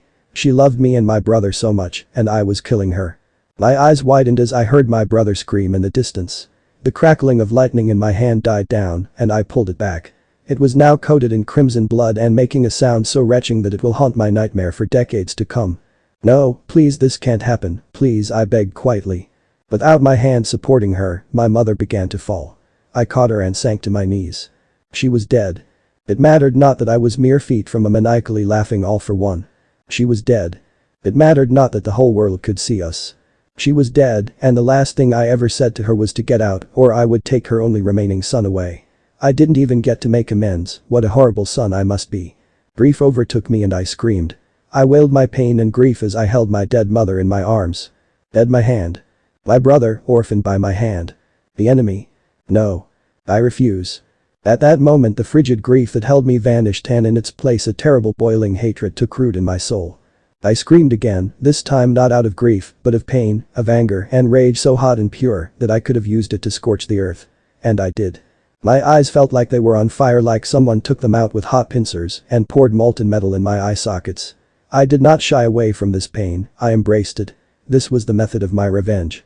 A power etched into my blood and brought forth by the loss of a loved one so dear that one would set the world alight to protect them, a loved one that you failed to protect. This was not about justice. This was vengeance. I swear, I will not rest until all that All For One is and ever was is erased from history itself, and if I have to unmake the world to do that, then so be it. For now, though I shall settle for burning his flesh away. I will burn down his legacy later. I wiped my head to look at All For One, the demon that took my family from me, the evil that made me commit one of the most heinous acts imaginable. I could sense the power coursing through the molten pits that were now my eyes, as the three-tomo pattern of the sharigan spun and spun, and as it churned up the blood-red depths of my iris and a new pattern emerged. 6 spokes, all shaped like a teardrop converging around my pupil and at their head, their outermost edge, a single dot of red was to be seen. "O son, hear and obey. Amaterasu." Izuku's entire life shattered at that moment as he saw the Chidori in his brother's hand pierce their mother's heart. He screamed and tried to rush forward, but he was tackled to the ground by Gran Torino. He continued to trash the old man's hold, but it was useless, he would not let go, no matter how much Izuku screamed and cursed at him to do so. The other heroes watched in shock and horror as Madara let loose an unholy scream of pain and grief. A scream that had All For One laughing so hard that he threw his head back. "Wonderful, oh how wonderful. I can't believe that you fell for it. Oh, can this day get any better? I already have my enemies on their knees, what more can I desire?" Said All For One as his laughter subsided into chuckles. "Well, there is quite a lot that I desire, but for now how about I declare myself Emperor of Japan? It is a fitting end, no? What say you, people of Japan?" Asked All For One as he pointed a finger to the shocked and horrified camera crew. Just then, another scream, this time of rage, tore itself from Madara's throat. All For One turned to deal with the eldest Midoriya when his head snapped up and stared down All For One with hateful crimson eyes. Changed eyes, changed heart. Izuku felt his heart drop. He knew what was happening. His brother had activated the one thing that he swore he would not seek. Power for power's sake. Power for retribution, for vengeance, for destruction. Madara Midoriya has awakened the Mangekyou Sharingan, and may the gods have mercy for those upon which those eyes' sight falls, for he will have none. Amaterasu. Izuku felt as well as heard the calling of the heavenly illumination flames. And he saw the result. As blood dripped from Madara's left eye socket, the new pattern of the Mangekyou Sharingan spun and black flames erupted on All For One. The King of Evil screamed in pain as he began ripping pieces of his flesh from his bones in an attempt to stave off the destructive flames. As if seeing no other option, Afo opened his mouth wide and shed his skin. What emerged was a grotesque version of the man, pink and without hair, missing limbs and other parts of his flesh. He could hardly be called a man, such was the wretchedness of his state. It was as if he had expelled his soul from his domed corpse. With a scream of rage, he threw an attack at Madara. Izuku despaired. His brother was not moving, and he could not. He resumed his struggle against the heroes that were, in hindsight, rightfully trying to stop him from getting himself recklessly killed even harder. He had lost his mother today, he will not lose his brother too. In the end, it seemed like he needn't worry. As the attack approached, a golden aura surrounded his brother, parrying the attack. Afo looked befuddled as he tried to regain some semblance of his former body and strength back. The golden aura around Madara shifted as a ribsage formed from it and then a skull and 2 skeletal arms, all golden. The skull had a crown of horns atop its head and as it stabilized, it roared along with Madara. Susanoo. All stood in awe at the sight, a sight that will be forever burned into the hearts and minds of those watching as the time a new god had come into his full might upon the battlefield. The giant chakra construct swung its arm and a wave of pressurized air shot out, blowing Afo away. Madara rose from where he had knelt beside his mother's now lifeless body and began to slowly stagger towards All For One as he panted heavily, both his eyes bleeding profusely. Were this a fair fight, Madara would have won, there was little doubt about it. But it was not, and Madara was tired, Izuku knew this. He remembered when they were little and used to cuddle together at night that his brother would sometimes tell him stories of great men that were known to be able to call upon the gods to act as their shield and sword. While the description slightly differed, Izuku knew that this was what he was talking about. This was the ultimate shield and sword, the very thing upon which Varuna was based. He with the ability to help by all means. Susanoo. But Izuku also saw how incredibly taxing such a thing was for his brother, and he knew deep in his heart that if Madara fought All For One as he is now, he would lose, not because he would be defeated, but because All For One will flee. As he watched the screen, Kitsuki was left horrified. Many around him shared the same sentiment, and even the news commentators were silent. How could they not be, after all, they had just witnessed the tragic ending of what seemed to be Rikudo's last desperate attack. Next to him, Kitsuki was aware of Yaorazu and Kirishima barfing, while Iida stood still, shocked and horrified. What came next was sure to scar people for life. Even Kitsuki's heart twisted at the sound of Madara's tragic wail, and disgust filled his mouth at the sound of All For One's laughter. He wanted to puke, but his eyes were riveted to the screen in a nearly perverse manner. He watched as Izuku, known as One For All, was wrestled to the ground by one of the other heroes to stop him from recklessly charging the evil megalomaniac that had just forced his brother to kill his own mother. And then he watched as Madara rose, soul and eyes full of hatred, and all of it directed at one person. He watched as he bathed the king of evil in black hell flame. It was not glorious, it was not funny or commendable. This was not the world of heroes that he had been raised to believe in. This was a twisted mockery of that world. As more and more people began to despair, even as Madara, clad in his golden avatar, staggered forward to once again do futile battle with the king of evil, a single voice broke the silence. This is not how it will end. Do not despair. For I am here. All Might felt like a failure. He had failed his master, and now he was failing his heir and successor. He was failing the world. He was supposed to be the one to fight All For One, not Madara. Not for the first time, All Might had wondered how the world would have been without Madara. Would he and the world at large have survived this day? Would they have seen the dawn of a new day as free people or as the subjects of All For One? As he watched on now, All Might couldn't but despair. Who was there to say I am here? Who was there for the people to rely on? Not Madara, not now, while mad with grief and rage and with hatred rolled off him in droves. Even as he staggered towards his wounded foe clad in that golden avatar of his, All Might could see that all that was holding him upright was pure strength of will and an undying hatred for All For One. All Might would be remiss to not compare this to the hatred he held for the symbol of evil after he killed his mater. And at the same time, young Izuku was too young, far too young in both body and spirit, to be asked to hold the weight of the entire world on his shoulders, as All Might once did. All Might took a look to his side where Gran Torino and Best Jeanist were both restraining Izuku, who had tears in his eyes as he struggled ever harder to escape. What he would do afterward, All Might had no idea. He could flee or fight, the result was all the same. All Might was gone, and all that remained was Yagi Toshinori, a pitiful quirkless old man. Remember Toshinori. Whenever you feel you can't go on, remember your origin. Yagi almost gasped. That was his master's voice. This was the end, wasn't it? Yagi looked around and all he was were the frightened expressions of the people around him, and all of a sudden he was 15 again and the world was shrouded in darkness. No, this is not the way I'll go. My origin, I must remember. There must be something that can turn the tide of this battle, something to make sure that All For One dies for good. And it was then that a memory arose in All Might's mind. Flashback, around the time of the practical exams. All Might had rarely returned to his agency recently. Now that he had taken to teaching full-time, he simply had no time to dedicate to it. Still, he thought that he should at least pay a visit to see young Madara and how he was doing. As he walked through the doorway, he couldn't but notice a slew of fresh faces around. It seemed that young Madara had made some changes. Not that he was disapproving, but it seemed odd. As he identified himself at the security desk, he was almost instantly ushered to a private elevator. That was certainly odd. His smaller form certainly didn't get this kind of attention, even from his own agency back when he still led it. He arrived quite quickly to the top floor and was led into a grand room. It was quite Spartan, with but a desk and a single wall of glass windows to let sunlight in. There were also a couple of chairs, though most odd was the fact that Madara was doing paperwork at the office. The boy looked up and blinked, as if not believing what he was seeing. All Might, did you need something? Not particularly, no. I mostly came by to see how you were doing. After all, I did sort of drop this all on you quite suddenly. Madara glared at him at that. All Might replied with a sheepish smile. "As you can see, I am quite busy," he replied scathingly. All Might flinched at that. He remembered hearing that Madara had just returned from successfully busting a large den of organized crime and got leads and evidence on many of its higher-ups. That was bound to cause some paperwork. "Right, well, I'll only be a little. Actually, I wanted to ask you something about what you have written in your findings about me, specifically about the thing that you call the 8 gates." Madara looked at All Might for a while before motioning for him to sit down as Fuinjutsu circles activated and barriers were raised. "What about it?" "Well, I wonder why you called them frail." Madara gained a look of recognition. "Ah, that. Well, it's as I said. They're frail. Being subjected to the stress of having the full power of One for All coursing through them almost constantly for the past 40 years has simply worn them down. You have to remember that the gates are there to regulate the flow of chakra through the body. The fact that you pushed One for All through them along with normal chakra has destabilized them. It's as simple as that," he explained. "Then, will the same happen to young Izuku?" asked All Might concerned.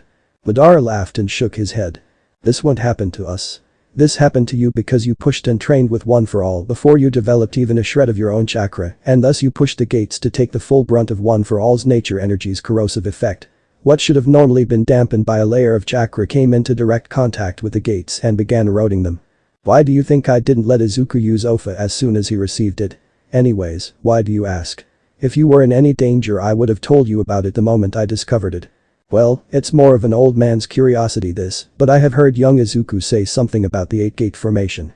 When I tried to ask him what it was he clammed up and told me to talk to you." Madara's face became grim and All Might couldn't help but feel a shiver go down his spine at that look. "He was right to tell you to come to me. Needless to say that you can't tell this to anyone, but it goes like this. The 8-gates formation is a forbidden technique of the highest order. I already explained this to the faculty at UA. But in essence, you can open the gates inside your body for a massive power boost.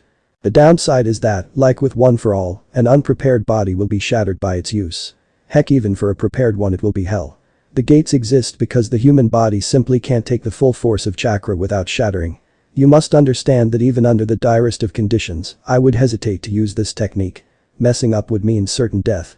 Suddenly a light bulb appeared in All Might's head. "Does that mean that I can?" "No," said Madara resolutely, "for you it will be suicide. The shock on your body that opening even a single gate will cause may very well lead to a chain reaction that will break open all the gates, even the gate of death. I need not tell you that nothing can save you from death if that happens." All Might nodded and, after thanking him for his time, he left to ponder what he had learned. Flashback end. As he remembered, All Might couldn't but look at the battlefield. Was this the time to use it? All for One was running as more and more of the crater where a city once stood was now being ringed with black flames. Even so, he couldn't help but notice that Rikidu's avatar was beginning to look somewhat more ghostly and it no longer had a head and one arm. It was clear that he was at the end of his line. He had reached his limit and without using the gates himself, he would lose. Even if Afo didn't kill him, they couldn't allow him to escape. And so, All Might dug deep for that one last remaining ember of One for All and sent it smashing with all his might into the place where he knew the first gate was located. All Might gasped in pain as he felt the gate not open, but shatter and power unlike anything he has had or felt before was now coursing through him and returning him to his original form as a cloak of crimson energy, his own blood that was currently evaporating, formed around him. He could feel young Izuku's eyes on him and the sheer horror that was exuding from him. "Do not fear. For I am here." With that, All Might leaped into battle. Even if it will be his last, All Might was determined to go out as a hero. Still, he couldn't but think back to his successor and how disturbingly tragic and similar this was to his own master's death. "I have taught you all I can, young Izuku, and I have become your brother's pupil in my own right. Please forgive this selfish action of mine, but I still have one more person to save tonight." "All Might!" screamed Izuku in horror. He knew what the red vapors signified. He knew what his mentor, the closest thing to a father he and Madara have ever had, had just done, all for the sake of finally ending that monster that forced his elder brother to awaken those cursed eyes. All Might was gone in a flash, and with a single punch, he broke through Madara's Susanoo, or what was left of it, and grabbed him. He brought Madara back and laid him on the ground. Izuku lost it and unleashed Black Whip, tearing through Best Jeanist's fibers and all but teleporting to his brother's side. "Big brother," called out Izuku. Madara gave him a soft and pitiful smile in return, looking up at him with his crimson Manjikyu eyes that bore so much pain in them. Izuku turned his gaze to All Might only to find him gone. He was flying through the air, kicking it to go even faster as All for One attempted to fly away. The battle with his brother had left him scarred and missing all his limbs. The only reason why his guts were still intact, despite the massive hole rippled into his abdomen, was that he was keeping them that way through some clever use of a telekinesis quirk. In the end, Madara had left him even more damage than his previous fight with All Might ever did. Izuku attempted to rise and do something to support All Might when Madara grabbed his hand. "Don't," he rasped. "What? Why?" demanded Izuku. Madara said nothing as he tried to stand. Izuku helped him, but it was clear that Rikido had nothing left to give. Izuku would bet his life that he was using the last sheds of his chakra to power his eyes, possibly to create a last-ditch Susanoo to protect him and those around him. Madara pointed his hand at the battle unfolding above and looked at the camera. "Look. Watch and burn this sight into your hearts and minds. Look and bear witness as the greatest of all the villains falls at the hand of the greatest of all the heroes." "Big brother," began Izuku. This was painful even for him. Did his brother even know what he was asking the regular people of Japan? "No. Don't you dare look away. Don't you dare disrespect All Might's final act. Watch and bear witness. This is the end of an era. Watch and bear witness as your hero fights for you," roared Madara. Even weak as he looked right now, none could deny his words. Even the rest of the top 10 heroes stood and bore witness, transfixed upon the battle in the sky. That night, all across Japan people stopped what they were doing and watched and cheered as one heart and one voice for their greatest hero to triumph. For evil to fall and good to prosper. They all stood and watched as All Might, clad in crimson, saved them all. As All for One tried to escape, All Might would send blows of pressurized air of such force that it parted the clouds and broke the ground. All for One was at his wit's end, desperate for anything he could do to survive, but against this level of power, there was nothing he could do. Eventually, All Might managed to land a blow on his head, nearly crushing his skull, that sent him rocketing to the ground. All Might followed suit as he announced his last attack. The sum of all that he and 7 others had cultivated added to a power learned from one's own pupils. United States of Smash. Time and space bent against his fist as a crimson lance formed behind him. The ground below shattered with such force that the resulting quake caused large-scale devastation through Japan. The resulting updraft forced entire buildings to be swept up. It was of such force that Izuku had to raise a shield to protect himself and the people around them from it, though he never looked away from All Might's last stand. But it mattered not. The fist of justice had reached its mark. As the smoke cleared, it was clear for all to see All Might standing in that crater. The whole of Japan was silent for a moment, and then as the first ray of dawn bathed the area in sunlight, All Might rose one fist in the air. Victory. The crowds all around Japan broke in tears, sobs, and cries of joy. Each and everyone was chanting All Might's name. All except 2. For Izuku and Madara knew what this truly meant. As the sun rose enough, it began to form around All Might a halo of light. It was then that Madara finally allowed his sharigan to tune off, and he let out a sob. Izuku did much the same as both brothers sunk to their knees and cried. Those around them were confused. They could not sense what they did. They could not sense as All Might's chakra finally flickered out. As a slight breeze picked up, slight particles of dust began to flow upwards and away from All Might until finally a sufficient gust of wind blew and All Might's charred remains dissolved into naught but ash and dust, all blown in the wind. The greatest hero had given his all, and all that remained were the 2 boys that stand as his legacy. The ray of light that once shone on All Might now shone on Madara and Izuku, but they did not care. The 2 young pillars remained in that same spot and cried. They mourned the death of a mother and the final act of love from a father, a mentor, and a savior. Dawn had come, and with it had brought both terrible pain and newfound hope. For now was the time for mourning, for reconciliation. After all, this was but the end of one thing and the beginning of another, and there was still much to be done, but that could wait for now. On 100 likes the next part will be uploaded. For now, you guys should check out this video. Just click on it and I will see you all there.